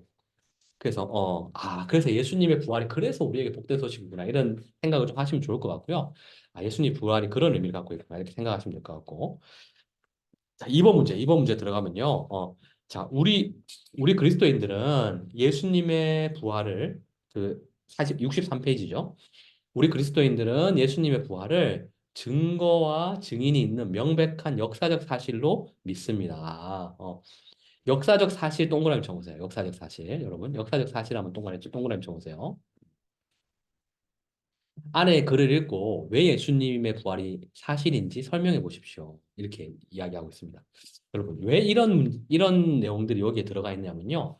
예수님을 믿는다고 하는 사람들 중에서도요, 예수님의 부활이 실제 역사 속에 일어난 사건이라고 믿지 않는 사람들이 있어요. 그거 아십니까? 그런 사람들 실제로 있습니다. 많아요, 여러분. 많아요, 여러분. 저번에 이제 뭐, 누가 얘기했지? 저기, 영원 전사님이 잠깐 얘기했던 것 같은데 슈바이처 얘기를 한번 했던 것 같은데 설교 시간이었나 하여튼 뭐 한번 할 때 슈바이처 얘기를 한번 했거든요. 그 슈바이처 아시잖아요. 슈바이처가 신학자예요. 신학자. 신학자인데요. 유명한 신학자인데 슈바이처가 슈바이처가 예수님이 역사 속에 실제 부활하는 걸 믿지 않아요. 슈바이처는. 근데 슈바이처는 어떻게 얘기를 하냐면 아, 이제 예수님이 역사 속에 실제 부활하고 부활하지 않은 건 별로 중요한 게 아니다. 이렇게 얘기를 해요. 슈바이처는. 중요해야 되는 거 아니에요? 중요해야 되는 문제인데, 어, 슈바이처의 이런 논리들은요, 어디서 들어오는 논리냐면, 일단은 기본적으로 이런 흐름들이 있어요. 아니, 그, 사람이 부활했다는 게 그게 진짜 있을 수 있는 일이야? 이제 이런 생각들 있잖아요. 합리적으로 생각한다 그러면, 우리가 뭐 이성적으로 합리적으로 이런 이야기를 하잖아요. 그런 걸로 이제 이야기를 한다 그랬을 때 여러분 사, 사실 부활한 사람이 역사 속에 아무도 없잖아요. 뭐 물론 이제 우리가 성경을 통해서 몇 명 있긴 해요. 뭐 이렇게 나사로 같은 사람들 부활했잖아요. 성경에 나와는 있긴 하지만 여러분 사람들이 부활 이런 얘기하면 믿습니까? 안 믿죠. 안 믿잖아요. 야 사람이 부활한다는 게 그게 말이 돼? 죽은 사람이 부활한다고? 안 믿잖아요, 그죠? 만약에 진짜 사람이 부활한다는 거 이걸 믿을 수 있다면 이거 기독교를 안 믿을 이유가 없어요. 맞잖아요. 근데 이게 다 안 믿겨지는 거예요. 근데 슈바이처 같은 사람도요. 약간 그런 이성적인 어떤 사고를 가지고 성경의 내용들을 판단하는 거예요. 그런 사람들이 꽤 많이 있어요. 그래서 이제 성경의 어떤 내용들을 보면 예를 들어서 이제 좀 일어날 수 없는 일들은요 믿지 않는 사람들이 있어요. 성경의 모든 내용들을 다 믿지 않는 사람들이 있어요. 어떤 내용들을 믿지만 야 이게 일어날 수 있는 일이야. 예를 들어서 뭐 오병이어 사건이라든지 아니 이게 일어날 수 있는 일이야. 이거는 거짓말이야. 이렇게 생각하는 사람들이 있다고요. 실제로 많습니다. 그런 사람들이 자기가 기독교인이라고 생각하는 사람들 중에서도 많아요. 생각보다 엄청나게 많고요. 전 세계 우리나라에서는 그래도 이렇게 성도들이 아주 그래도 성경 말씀이라고 하면 딱 믿으려고 하는데 이 그 우리나라 밖을 나가보면요. 저기 이제 영미권이나 아니면 뭐 유럽권이나 이런 데 넘어가면요. 어, 성경의 내용을 그대로 믿는다고? 그런 사람이 아직도 있어. 이런 사람들 되게 많아요. 어, 어떻게 그런 내용들을 믿어? 야, 진짜 예수님 부활하셨다는 게 이게 야, 예수님 무리를 걸었다고? 안 믿어요. 안 믿는 사람도 꽤 많아요. 그래서, 근데 이제 우리가 예수님이 실제로 역사 속에 부활했다라는 것에 대한 믿음이 우리에게 너무나 중요한 믿음이에요. 왜냐면요, 우리가 이런 믿음이 없으면요, 우리도요, 실제 부활할 거에 대한 확고한 믿음과 의지와 소망을 가지지 않아요. 어, 우리가 예수님의 부활을 통해서 우리는요, 예수님이 죄의 문제가 해결됐다라는 것도 우리가 알고요. 실제 그분이 역사 속에 부활했다라는 걸 우리가 믿을 때 누구의 부활을 소망하게 됩니까? 우리의 부활을 소망하게 되거든요. 우리도 예수님이 실제 역사 속에 부활하셨던 것처럼 우리도 이 죽음의 문제를 해결받고 부활하는구나 이런 소망을 가질 수 있어요. 실제 역사 속에 예수님이 부활했다는 걸 믿을 때요.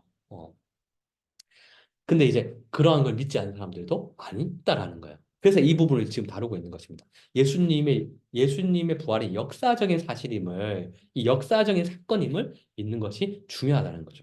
여러분들도, 내가 막연하게 예수님 부활하시, 이렇게 생각하는 게 아니라, 그렇구나. 예수님이 실제 역사 속에 부활하셨구나. 실제로 부활하셨구나. 내가 믿어야 되는구나. 이 생각을 한번 해보시길 바라요. 밑에 보면요. 여러 가지 그 근거들을 제시해 주고 있어요. 왜 부활이 사실인지, 예수님의 부활이 왜 사실인지. 지금 이제 앞에 앉아 계신 세 분한테는 사실 어떤 면에서는 해당이 안 되는 걸 수도 있는데, 이제 어떤 사람들 같은 경우에는 예수님의 부활이, 이 교재는요, 예수님에 대해서 하나도 모르는 사람이거나, 아니면 이제 이 복음에 대한 내용을 하나도 모르는 사람이거나, 아니면 제대로 모르는 사람이거나, 아니면 잘 믿지 않는 사람들을 위해서 이 교재가 또 제작되어진 어떤 의도도 있거든요. 그래서 이런 부분들을 보면서, 그렇구나. 예수님이 실제 역사 속에 부활했던 증거가 이렇게 많구나라는 것을 알리기 위해서 이렇게 이야기를 하고 있는 거예요. 세 가지 이제 이야기를 하고 있는데, 첫 번째는 예수님의 무덤이 비어 있었다라는 것이 성경이 그 내용을 증언하고 있다는 거예요. 특히 이제 예수님에 대한 예수님에 대한 이야기가 적혀져 있는 그 성경이 어디에 있습니까? 마태복음, 마가복음, 누가복음, 요한복음이잖아요. 그죠? 이걸 우리가 복음서라 그러거든요. 이 네 가지 성경이 복음서다 이렇게 해서 사복음서다 이렇게 이야기를 합니다. 사복음서다. 근데 거기 보면요. 이 예수님의 무덤이 비어 있었다라는 내용이요. 마태복음에도 있고, 마가복음에도 있고, 누가복음에도 있고, 요한복음에도 있고, 이 모든 복음서에 다 기록돼 있어요. 여러분, 우리가 보는 이 성경은요, 이제 우리 기독교인도 참고하는 중요한 어떤 하나님의 말씀이기도 하지만, 여러분, 실제 이거는요, 역사학자들이 아주 중요하게 참고하고 보는 역사적 자료예요. 그거 아세요? 그거 아세요? 역사학자들, 예수 믿지 않은 역사학자들도요, 이 성경을 아주 중요한 역사적 자료로 봐요. 어. 왜냐하면 이렇게 이 역사적 사실을 아주 잘 자세히 적어 놓은 역사적 자료가 그렇게 많지 않거든요. 근데 성경은 여러분 어떻습니까? 성경은 2000년이 넘었거든요. 우리에게 지금 주어져 있는 이 성경이요. 2000년의 역사를 갖고 있어요. 2000년 역사. 그러니까 여러분 엄청나요. 창세기, 출애굽기, 레위기, 신명기 이 다섯 권의 성경은요. 창출내 민신 다섯 권의 성경은요. 3600년의 세월 역사를 갖고 있어요. 3600년요. 여러분이 지금 갖고 있는 이 성경이요. 길면 3600년, 짧으면 2000년의 역사를 가지고 있는 그 성경을 여러분이 지금 보고 있는 거예요. 여러분 이게 얼마나 대단한 거냐면요. 사실 아무리 유명한 사람이요 쓴 글도요. 채 100년 이상 가는 글들이 잘 없습니다. 여러분 한번 보세요. 여러분 주위에 있는 많은 글들 중에서요. 100년 이상 가는 어떤 사람의 글이 그렇게 많은지 한번 보세요. 몇 명 없습니다. 금방 반짝했다가요. 금방 들어가요. 근데 여러분 왜 그러냐면 사람이 쓰는 글은요. 한계가 있고 시간이 지나다 보면 더 좋은 이론들이 많이 나오기 때문에 그래요. 근데 성경이요.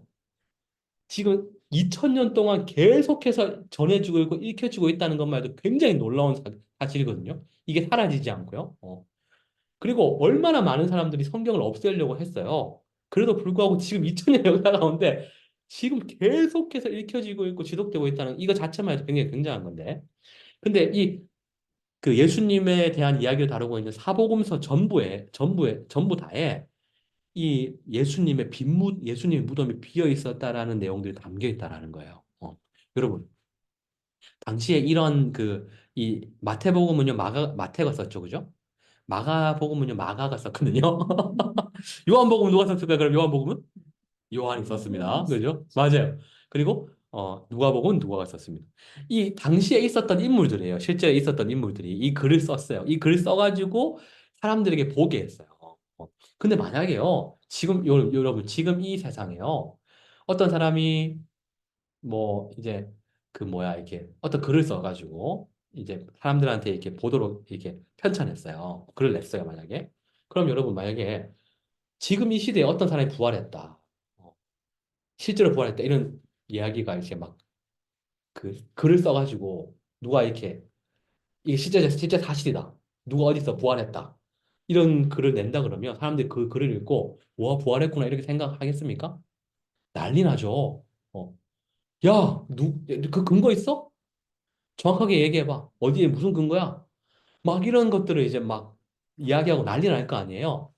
그래서 그런 글들은요, 나오자마자 금방 없어질 거예요. 사람들이 그런 것들을, 야, 그거 순 엉터리야. 그러면서 또 그게 잘못된 이유도가 근거들을 막 대면서 금방 없어질 거거든요. 이런 것들이. 근데 여러분, 그때 당시에 이 마태와 마가와 누가와 요한이요, 이런 글을 써가지고 사람들한테 보여주는데도 불구하고 계속해서 예수 믿는 사람들뿐만 아니라 믿지 않는 사람들도 이 글을 읽고 예수 믿게 되고 계속해서 이 글이 유지되어서 지금 우리에게까지 전해졌다는 거는요.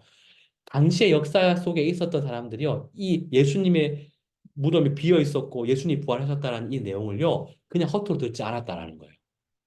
실제로 그렇게 믿을 수밖에 없는 정황들이 굉장히 많았기 때문에 이 글을 없애지 않고 계속해서 유지하고 전하고 이렇게 했다는 것을 우리는 알 수 있다는 거죠. 근데 이 마태복음, 마가복음, 누가복음, 요한복음 전부 다에 예수님의 무덤이 비어 있었다라는 내용들이 거기 담겨 있어요.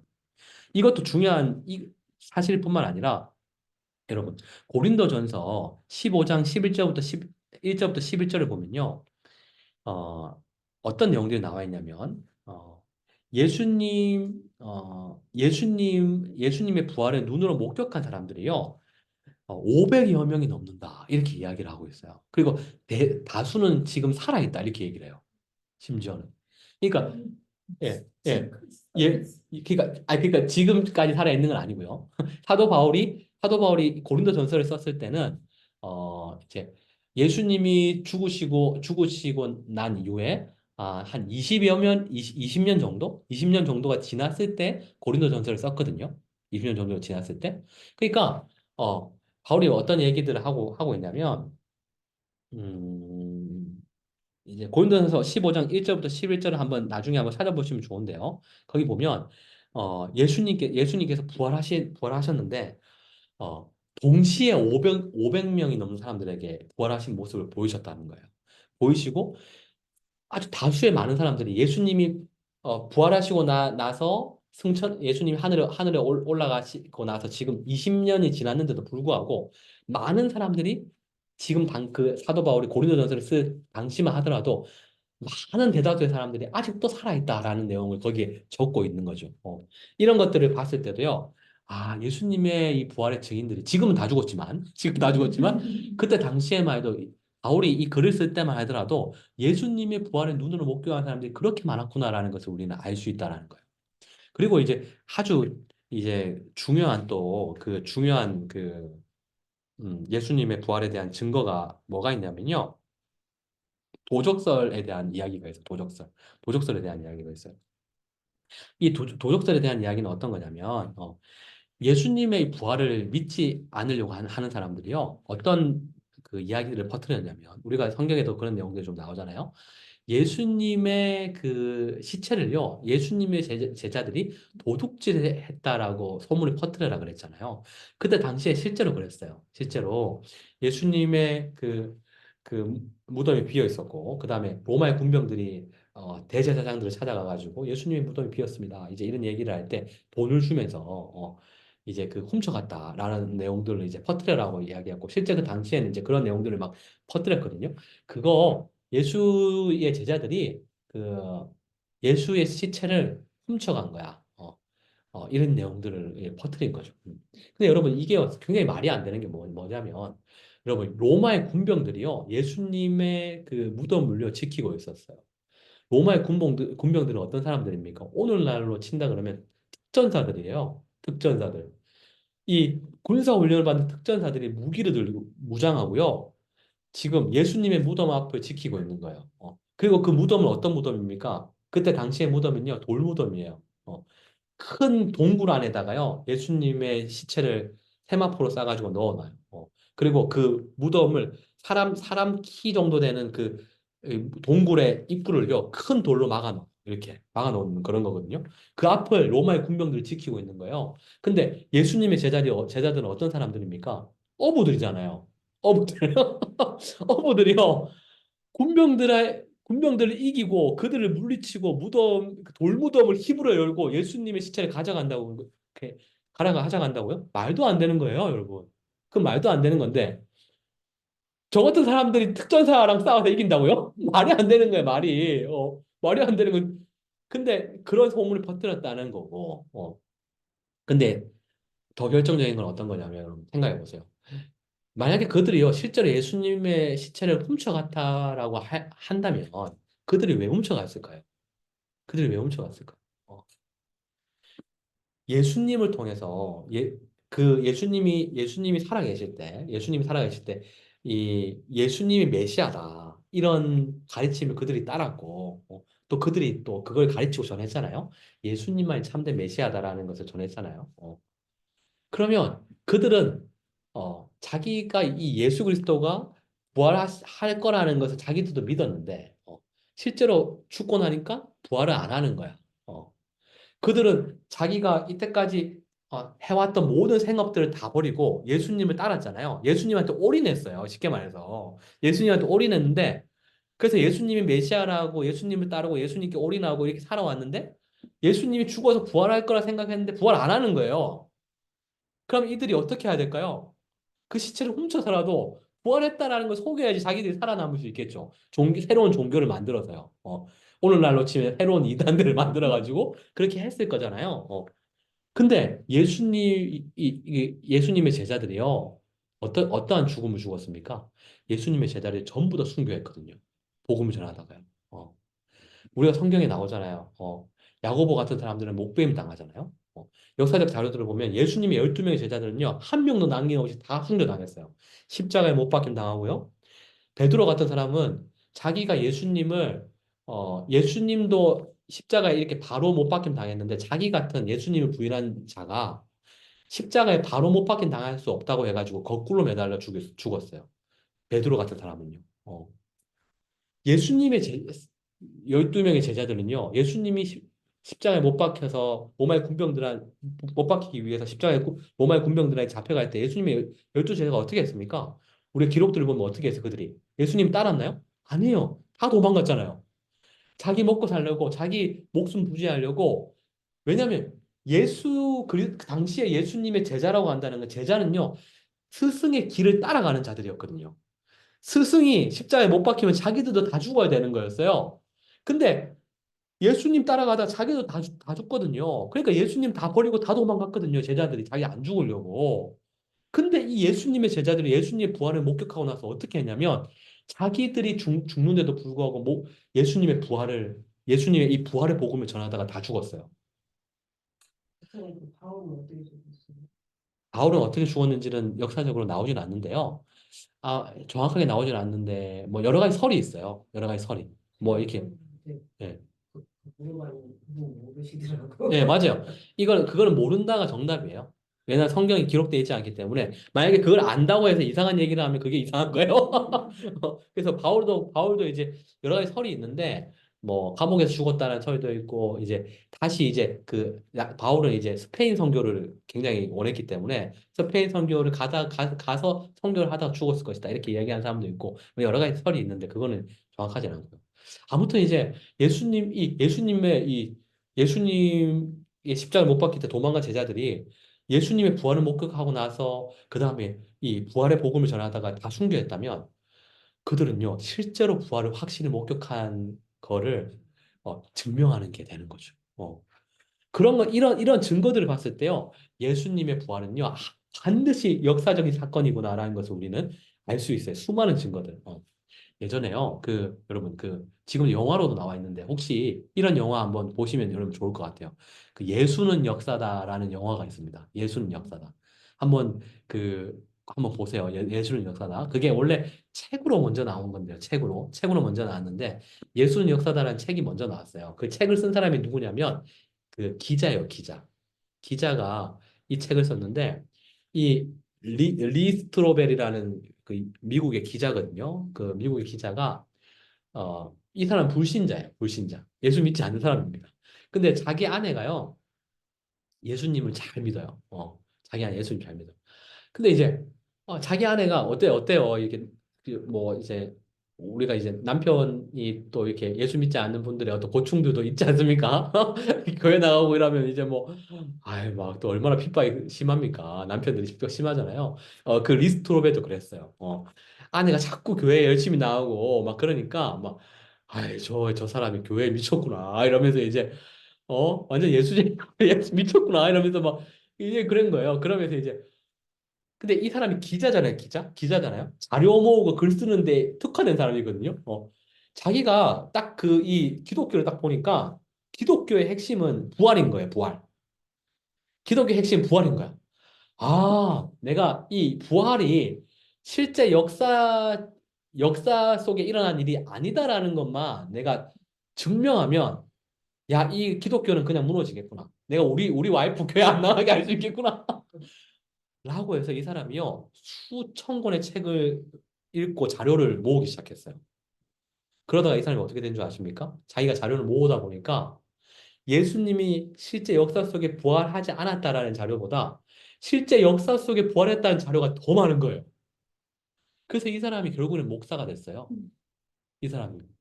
이 아주 유명한 일이에요. 그래서 이 사람이 예수는 역사다라는 책을 쓴 거예요. 자기가 어떻게 예수를 믿게 되었는지. 그리고 이게 영화로도 나왔어요. 그래서 실제 미국에는요, 그런 토론도 막 이제 열렸어요. 어떤 거냐면, 예수님의 부활을 이제 믿지 않는 어떤 과학자들, 뭐, 무신론자들, 이런 사람들과 예수님의 부활을 실제로 이제 증명하려고 하는 사람들이 모여가지고 토론을 했는데, 그 토론이 아주 막상막고로 막 이루어졌지만, 예수님이 부활했다는 증거를 제시하는 사람들이 조금 더 우세했대요. 이런 이야기들이. 그래서 여러분 주위에 혹시 이제 그 예수 믿지 않으려고 하는 사람들 있잖아요. 그런 사람들 있으면 꼭 이렇게 얘기하세요. 야, 너 절대로 예수님이 부활했다라는 이 증거들을 절대 찾지 마. 어, 너 있잖아. 예수님이 부활했다는 증거들 찾으면 너 반드시 부활을 믿을 수밖에 없어. 너 반드시 부활을 믿을 수밖에 없어. 그러니까 부활했다는 거 절대 찾지 마. 안 믿으려면 절대 찾지 마. 너 찾으면 절대 안 돼.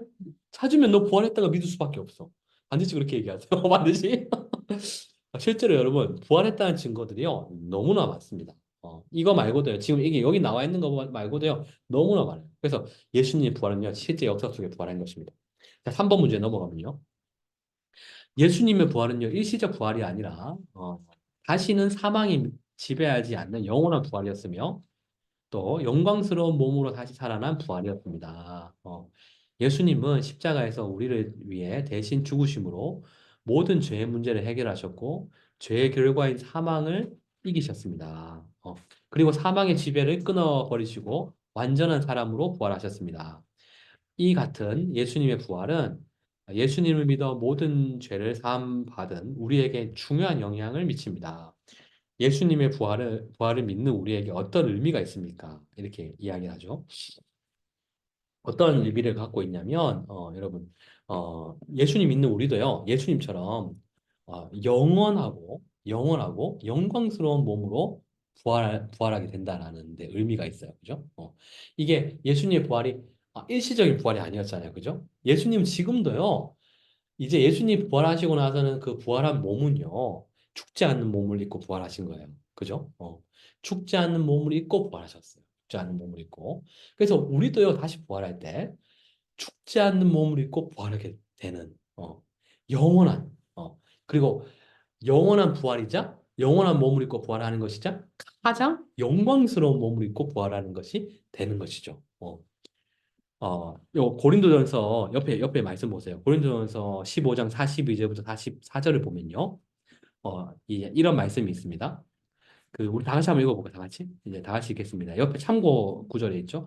다 같이 읽을게요. 준비 시작. 죽은 자의 부활도 그와 같으니 썩을 것으로 심고 썩지 아니할 것으로 다시 살아나며 욕된 것으로 심고 욕스러운 것으로 다시 살아나며 약한 것으로 심고 강한 것으로 다시 살아나며 육의 몸으로 심고 신령한 몸으로 다시 살아나나니 육의 몸이 있은즉 또 영의 몸도 있느니라. 아멘. 여러분 여기에 보면요. 우리가 부활해서 입는 몸이 어떠한 몸인가 이런 것들을 좀 자세히 설명해 주고 있어요. 어떠한 몸이라고 좀 이야기를 하고 있습니까? 거기에 보면요. 첫 번째는 이제 썩을 것으로 심고 썩지 아니할 것을 살아난다 그러죠. 그러니까 이제 우리의 몸은 다 이제 죽으면 다 썩잖아요, 그죠? 그렇지만 다시 부활할 때 입는 몸은 어떤 몸이라는 거예요? 썩지 않는 몸이다. 이제 썩지 않는 영원한 몸이라는 거예요. 여러분 늙지도 않습니다. 늙지 않고 아마 가장 좋은 모습으로 영원히 살아가는 형태가 될 거예요. 그리고 14절 보면요. 욕된 것으로 심고 영광스러운 것을 살아난다 그러죠. 욕된 것으로 심고. 그러니까 좀 이제 비참한 어떤 그 모습으로 이제 점차적으로 이제 우리가 어떻게 보면 늙어가잖아요. 늙어가기도 하고 어떤 면에서는 뭐 이렇게 살다 보면 이제 또 뭐 연약해지기도 하고요. 점차적으로 이제 나약해지죠. 나약해지고 연약해지고 저희 아버지 보면 이렇게 젊었을 때 보면 저희 아버지도 꽤 미남이셨거든요. 진짜 멋있으셨는데 지금 보면요 이빨도 다 없고 이제 머리도 다 하얀 백발이 됐어요. 이렇게 저희 아버지 보면요. 그래서 우리가 다 그렇죠. 우리가 다 점차적으로 이렇게 욕된 몸이죠. 계속해서 이제 그렇게 늙어가고 이제 아주 이제 허약한 어떤 이러한 몸인데요. 근데 그럼에도 불구하고 우리는 어떻습니까? 우리는 이렇게 늙어가지만 결국에 우리가 다시 있게 되는 몸은 어떤 몸이에요? 영광스러운 몸이에요. 영광스러운. 여러분, 이 성경이 정확하게 그런 모습이 어떤 것인지를 다 기록하고 있지는 않지만 우리가 생각하는 그 이상으로 영광스러운 몸을 우리는 잊게 될 거예요. 가장 영광스러운 몸. 아마 우리가 각자가 어떠한 우리의 기억은 다 남아 있을 거기 때문에 우리의 모습도 어느 정도 남아 있을 거예요. 근데 그 우리의 모습에서 가장 멋진 모습 있잖아요. 가장 가장 멋있는 모습. 이런 모습으로 이렇게 탁 남아 있을 거예요. 저도 이제 이런 것들 한번 그냥 한번 이런 것들을 그냥 한번 상상을 해보면 참 이제 좋잖아요. 상상해보면 저 같은 사람도 이제 뭐 이렇게 나중에 키도 한 185 정도 이렇게 되고 이제 그냥 상상해 보는 거야 상상. 그리고 이제 이렇게 뭐예요 이렇게 머리도요 이렇게 머리카락도 이렇게 윤기가 나고 이렇게 흘러 넘치고 또 이제 배 이제 우리가 흔히 말하는 식스팩도 탁 있고요. 하여튼 뭐 그런 몸이지 않을까 그냥 상상해 보는 거죠. 가장 영광스러운 어떤 그런 몸으로 다시 부활할 것이다 이렇게 얘기를 하고 3절 보니까 거기 보니까 또 뭐 어떻게 되어 있냐면 약한 것으로 심고 강한 것으로 살아나며 우리가 우리의 몸이 또 얼마나 약합니까? 살다 보면 부러지기도 하고 찢어지기도 하고 막 이렇게 하잖아요. 아프기도 하고. 근데 이제 이런 것들이 없는 아주 강한 것을 살아나고 사실 이제 44절을 보니까 육의 몸으로 심고 신령한 몸으로 다시 살아난다. 이제 이렇게 또 이야기를 하고 있어요. 여러분 여기서 이제 이 신령한 몸이라고 하는 것은요. 이렇게 번역하면 좋습니다. 성령의 몸으로 살아난다. 이렇게 번역하면 좋아요. 성령의 몸으로 살아난다.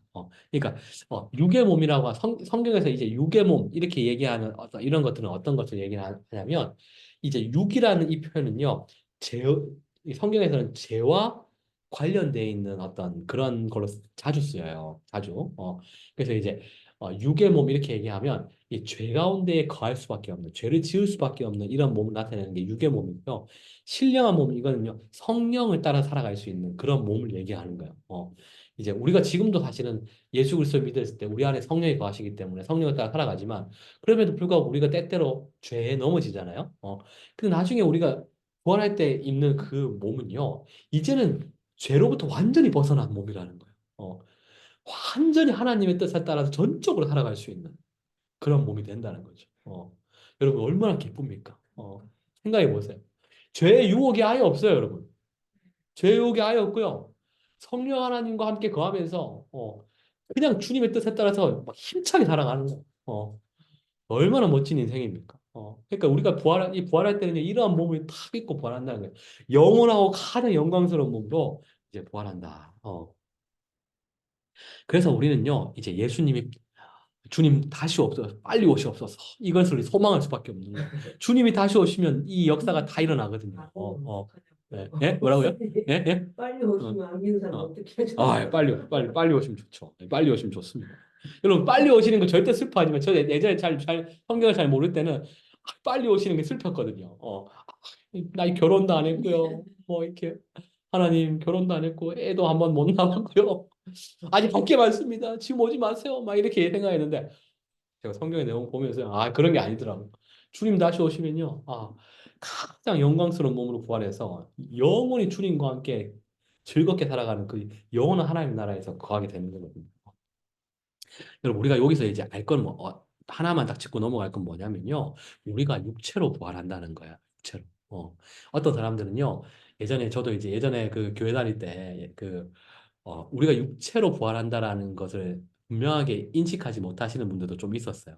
그래서 마치 우리가 나중에 다시 부활할 때는 이제 마치 이제 좀 그 어떤 그 뭐라고 할까 이제 막 약간 유령 같은 몸으로 이렇게 나중에 부활하고 하나님 천국에 거할 때 우리의 모습은 어떠냐면 이렇게 전부 다 이제 흰색 옷을 입고 이제 뭔가 이렇게 둥둥 떠다니면서 또 이제 계속 찬양만 하는 요한계시록에 나오고 찬양하는 거 나오잖아요. 그러면서 계속 찬양만 하고 뭔가 둥둥 떠다니면서 흰색 옷을 입고 살아가는 그런 걸 이제 우리가 생각할 때가 많은데, 여러분 예수님이 부활하신 것도요, 육체를 입고 부활하신 거고요.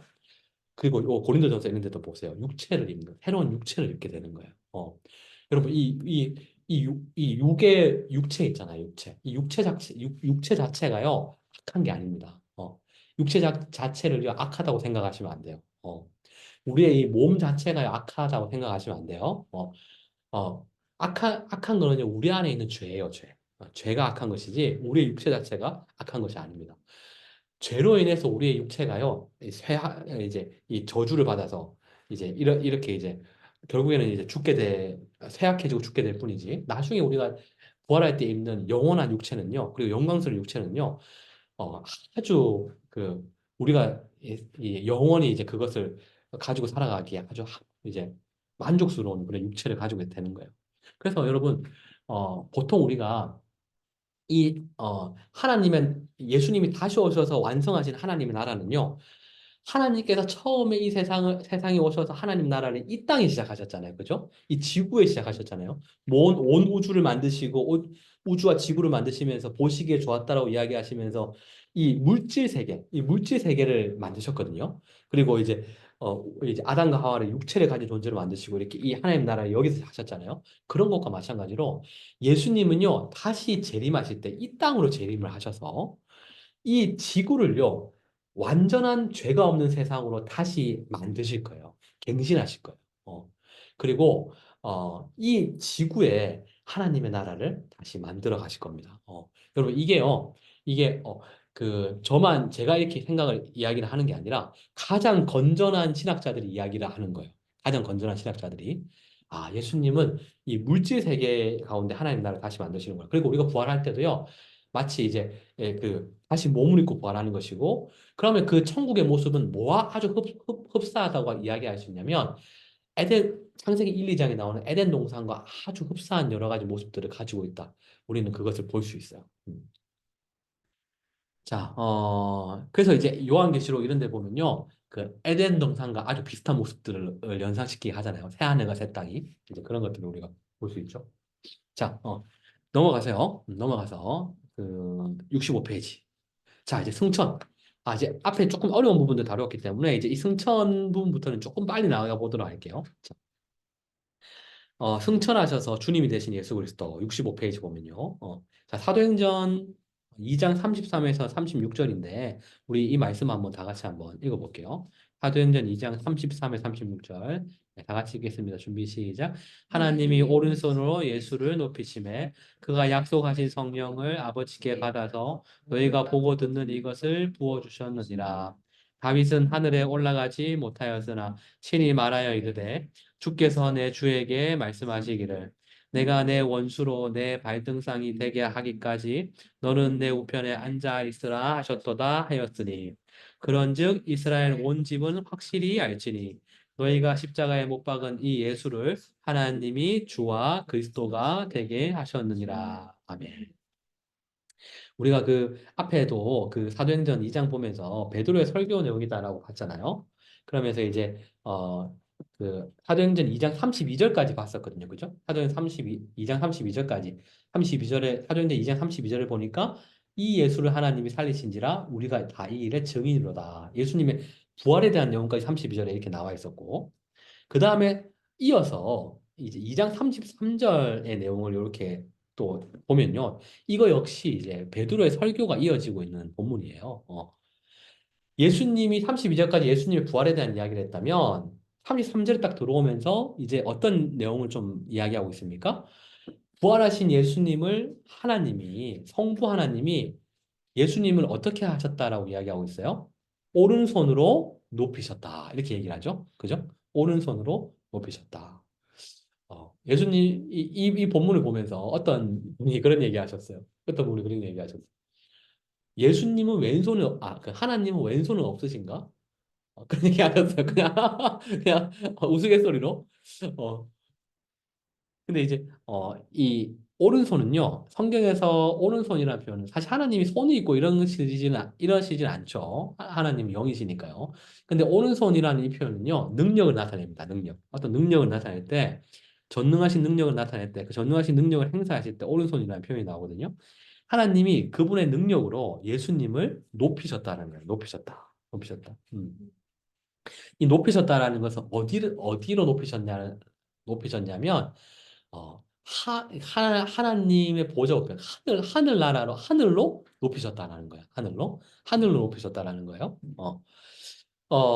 성부 하나님께서 성자 예수님을 하늘로 높이시니까 예수님이 어떻게 하셨다 얘기하고 있습니까? 그가 약속하신 성령을 아버지께 받아서 너희가 보고 듣는 이것을 부어주셨느니라. 이렇게 얘기를 하죠. 지금 우리가 보면요. 베드로가 여러분들 약간 지금 눈이 약간 풀리셨어요. 네, 약간 풀리셨어요. 약간 좀 힘드시죠? 이게 지금 이제 9시가 좀 되니까 약간 힘드실 수도 있을 것 같아요. 자, 우리 조금만 더 하고 이제 마칠 건데, 우리 기지개 조금만 펴볼까요? 기지개. 네, 기지개 좀 해보시고, 이렇게. 또 팔도 한번 조금만 움직여 보시고, 네. 이게 성경 공부 재밌는데, 또 이게 우리의 체력이 한계가 있는지라 이게 쉽지 않죠? 그렇지만 이제 제 마음은 급합니다. 제 마음은 이제 이걸 나가야 되니까, 제 마음은 급해요. 제 마음은. 어, 어. 자, 다시 좀 들어가서 제가 조금 설명을 더 해볼게요. 금방금방 설명하고 넘어갈게요. 이렇게 예수님 부활하셔서 하늘로 높여지신 예수님이요. 성령을 이제 주셨어요. 성령을 주셨다 이렇게 얘기를 하고 있잖아요.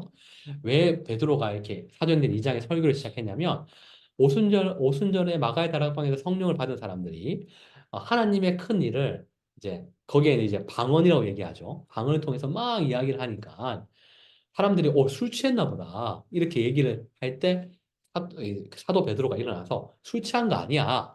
성령을 받은 거야. 이 얘기를 이제 하려고 이제 설교를 시작한 거거든요. 그래서 지금 이 이야기를 하고 있는 거예요. 야, 예수님이 어, 이 부활 승천하신 예수님이 하늘로 높여주신 예수님이 하나님께서 약속하신 성령 어디에 약속하셨냐면 구약의 선지자들을 통해서 약속하신 그 성령을 성부 하나님께 받아서 지금 이 마가의 다락방에서 기도하고 있는 이 사람들에게 부어주셨다. 지금 이 이야기를 하고 있는 건가요? 그래서 이제 34절을 보니까 여러분, 34절 보세요. 거기 보면, 다윗은 하늘에 올라가지 못하였으나, 그죠, 여러분? 다윗은 하늘에 올라가지 못하였으나, 친히 말하여 이르되, 주께서 내 주에게 말씀하시기를, 내가 내 원수로 내 발등상이 되게 하기까지는 너는 내 우편에 앉아 있으라 하셨도다 하였으니 이렇게 얘기를 하고 있어요. 여러분, 요게요. 어, 이제 다윗이 이런 고백을 했다는 거예요. 시편에 이 내용이 나와 있습니다. 시편에 있는 좀 이따가 얘기 다뤄볼 건데 시편에 나와 있는 내용을 지금 베드로가요 그대로 갖고 와가지고는 지금 다윗이 이런 고백을 했다. 이제 이렇게 지금 이야기를 하고 있는 거예요. 그러면서 36절 보세요. 36절 보니까 그런즉 이스라엘은 온짐을 확실히 알지니 너희가 십자가에 못 박은 이 예수를 하나님이 뭐와 뭐가 되게 하셨다는 거예요. 뭐와 뭐가? 주와 그리스도가 되게 하셨느니라. 아멘.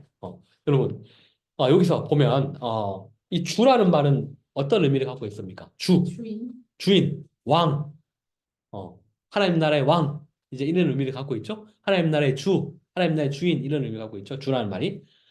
통치하고 다스리시는 분이다. 이게 이제 여기에 담겨 있어요. 이 주라는 말이. 주인이다. 그리스도는 메시아라는 말이에요. 메시아. 메시아라는 말은 히브리어로는 메시아라는 히브리어로 메시아라는 말이 헬라어로 그리스어로 그리스도다 이렇게 번역할 수 있는 거예요. 그죠? 그래서 이 그리스도라는 말은요 어떤 말이냐면 죄로부터 우리를 구원할 구원자라는 뜻이에요. 그래서 주와 그리스도가 되자 너희가 십자가에 못 박은 이 예수를 하나님이 주와 그리스도가 되게 하셨다라는 이 주와 그리스도가 되게 하셨다는 건 어떤 거냐면 예수님이 하나님 나라의 왕이시자 우리를 죄로부터 구원할 구원자가 되셨다라는 의미를 담고 있는 거예요. 그래서 우리가 기도할 때 주 예수 그리스도의 이름으로 기도합니다. 이렇게 얘기하잖아요. 그게 여기에 다 들어 있는 거예요. 어떤 사람은 예수님의 이름이요, 예수 그리스도다. 이렇게 생각하시는 분이 있더라고요. 아니에요. 이 그리스도는요, 예수님에 대한 호칭이에요. 예수님에 대한 호칭. 예수님은, 그분은 구원자세요, 구원자. 이 구원자라는 말이 그리스도라는 말이에요. 그리고 주라는 말도 예수님에 대한 호칭이에요. 그분이 우리의 왕이 되셨다라는 거예요. 그래서 예수님 우리에게 어떠신 분이십니까? 이렇게 얘기하면, 아주 단순하게 얘기하면 어떻게 얘기할 수 있어요? 예수님 우리의 주와 그리스도가 되셨습니다. 이렇게 이야기를 할 수 있는 거예요. 그래서 주 예수 그리스도라는 이 표현에도 이 의미가 다 담겨 있는 거예요. 주 예수 그리스도의 이름으로 기도합니다. 이렇게 얘기할 때 예수님은 우리의 왕이시자, 우리를 다스리시는 왕이시자, 우리가 순종해야 되는 왕이시자, 예수님은 우리를 죄로부터 구원할 구원자이십니다. 이 내용이 다 담겨 있는 거죠. 예수님의 표현에. 자, 1번 문제. 예수님은 부활하신 후에 제자들이 보는 앞에서 하늘로 올려져 가셨습니다. 예수님은 하늘에 오르셔서 하나님의 우편에 앉으셨습니다. 그렇다면 예수님은 어떤 분이 되신 것입니까? 이렇게 돼 있어요. 자, 여러분, 사도행전 1장 9절을 보면요. 우리가 1장 읽지는 않았지만 옆에 참고 구절 보면, 1장 9절을 보면 이 말씀을 마치시고 그들이 보는데 올려져 가시니 구름이 그를 가리어 보이지 않게 하더라. 이렇게 돼 있죠. 그래서 이제 예수님이요, 이 사도행전 1장 9절을 보면 예수님이 올려져 가셨다. 이렇게 이야기를 하고 있습니다. 승천하신 내용들을 이야기하고 있죠. 근데 이제 요것은 이제 하늘 보좌에 올라가신 것을 이야기를 하는 거예요. 빌립보서 그 밑에 보면 이 하늘 보좌라는 말 밑에 보면 빌립보서 2장 9절부터 10절에 2장 9절부터 11절에 이런 내용이 나와 있죠. 제가 읽어 드릴게요. 이러므로 하나님이 그를 지극히 높여 모든 이름 위에 뛰어난 이름을 주사 하늘에 있는 자들과 땅에 있는 자들과 땅 아래에 있는 자들로 모든 무릎을 예수의 이름으로 꿇게 하시고 모든 입으로 예수 그리스도를 주라 시인하여 하나님 아버지께 영광을 돌리게 하셨느니라. 이렇게 이야기를 하고 있어요. 그래서 예수님이 지금 지극히 높아지셨다. 예수님이 지금 이 하늘로 올라가셨다. 이 높아지심은 어떤 거냐면 하늘에 있는 자들, 땅에 있는 자들 할 것 없이 모든 사람들보다 가장 높으신 주님이 되셨다라는 것을 지금 빌립보서 2장 9절부터 11절이 이야기를 해주고 있는 거죠. 하늘에 높으셨다는 말이. 이 하늘 보좌라는 표현이요. 예수님이 하늘에 올라가셨다라는 이 말이요. 하늘 보좌에 오르셨다. 이렇게 성경은 이야기를 많이 하고 있어요. 하늘 보좌에 오르셨다. 이제 오늘 본문 35절 이런 데 보면요. 이런 얘기를 하고 있지 않습니까? 내가 내 원수로 내 발등상이 되게 하기까지 너는 내 우편에 앉아 있으라. 이런 표현을 쓰고 있잖아요. 그죠? 35절 보니까 여러분 여기서 35절에 내가 내 원수로 내 발등상이 되게 하기까지 이 표현이 있잖아요. 여기 앞에 있는 이 내는요, 앞에 있는 내가 할 때 이 내는요, 성부 하나님이 가리키는 거고요. 뒤에 나오는 안에 내자 있잖아. 안에 내자. 35절입니다. 35절. 35절에 65페이지요. 65페이지 35절 보시면 65페이지. 65페이지 35절 보시면 35절. 35절 다 같이 한번 읽어볼까요? 다 같이 한번 읽어볼까요? 다 같이 한번 35절 다 같이 읽겠습니다. 준비 시작. 내가 내 원수로 내 발등상이 되게 하기까지 너는 내 우편에 앉아 있으라 하셨도다 하였으니 아멘 이렇게 돼 있잖아요. 여기서 있잖아요. 내가 내 원수로 이렇게 얘기할 때 앞에 나오는 내가 할 때 이 내가는요. 성부 하나님 가리키는 거고요. 성부 하나님이 지금 성자 예수님에게 말씀하고 계시는 거예요. 성부 하나님이 성자 예수님에게 뭐라고 얘기하고 계시냐면 성자 예수님의 원수로 발등상이 되게 하기까지. 여러분, 발등상이 뭔지 아십니까? 발등상? 우리 뭘 보면 알 수 있냐면, 사극 같은 데 보면 왕이요. 이렇게 왕의 보좌 이렇게 있고, 그 왕이 발을 올리고 있는 등상 있잖아요. 그 아십니까? 높은 데 올라가 있으면 발 딱 올리고 있는 돌로 된 이거 있잖아요. 발 올리고 있는 거. 그게 이제 발등상이에요, 발등상. 왕이 왕의 보좌에 앉아서 발을 올리고 있는 이게 발등상이거든요. 그래서 지금 이 35절에 어떤 얘기를 하고 있냐면 성부 하나님, 성자 예수님께 이런 얘기를 하고 있는 거예요. 내가 내 원수로, 그러니까 사탄마귀죠. 사탄마귀. 내가 내 원수로 내 발등상이 되게 하기까지.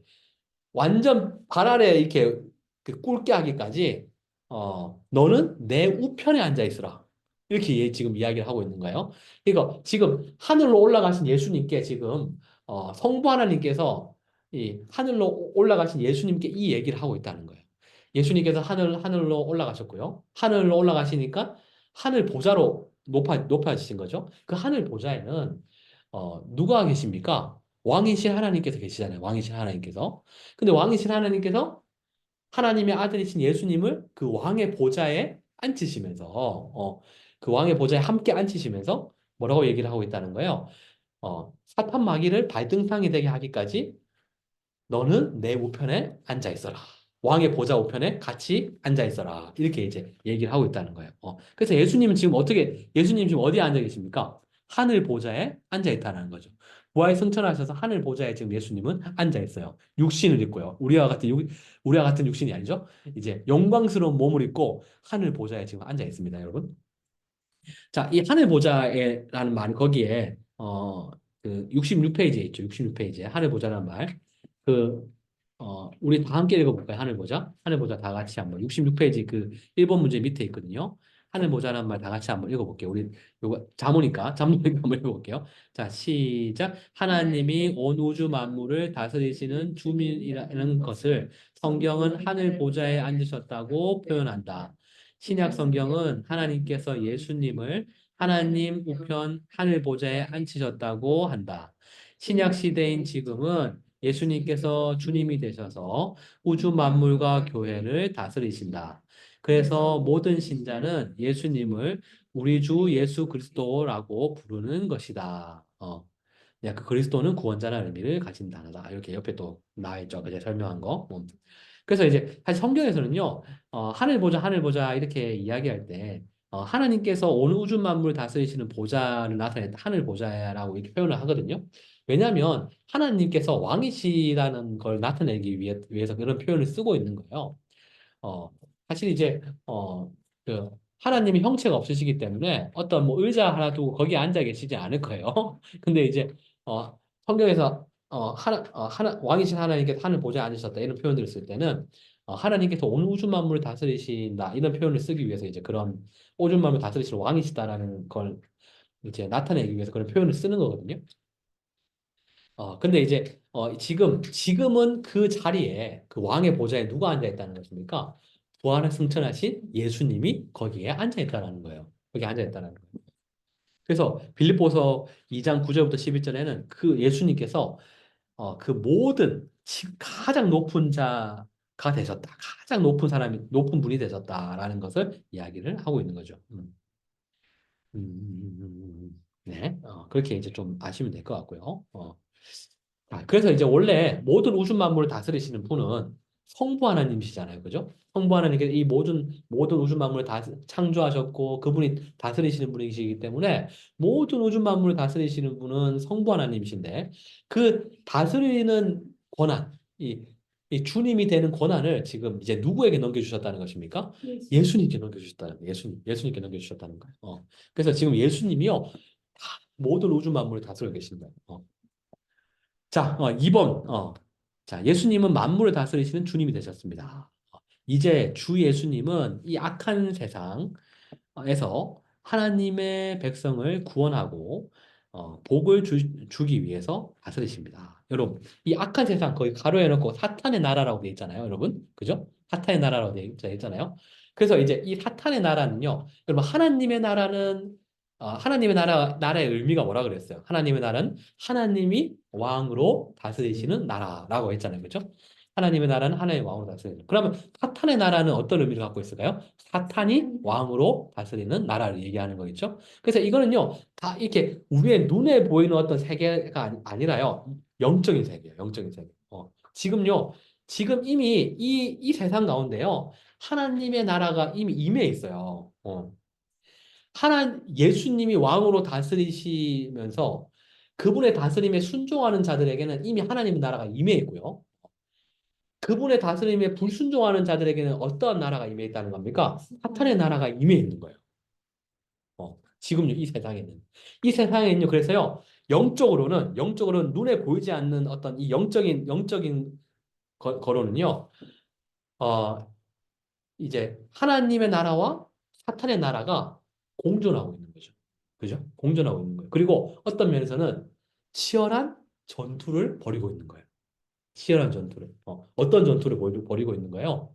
우리 입장에서는 이 사탄의 나라에 있는 자에게 복음을 전함으로 하나님의 나라에 들어올 수 있게 하는 이 전투를 벌이고 있는 거고요.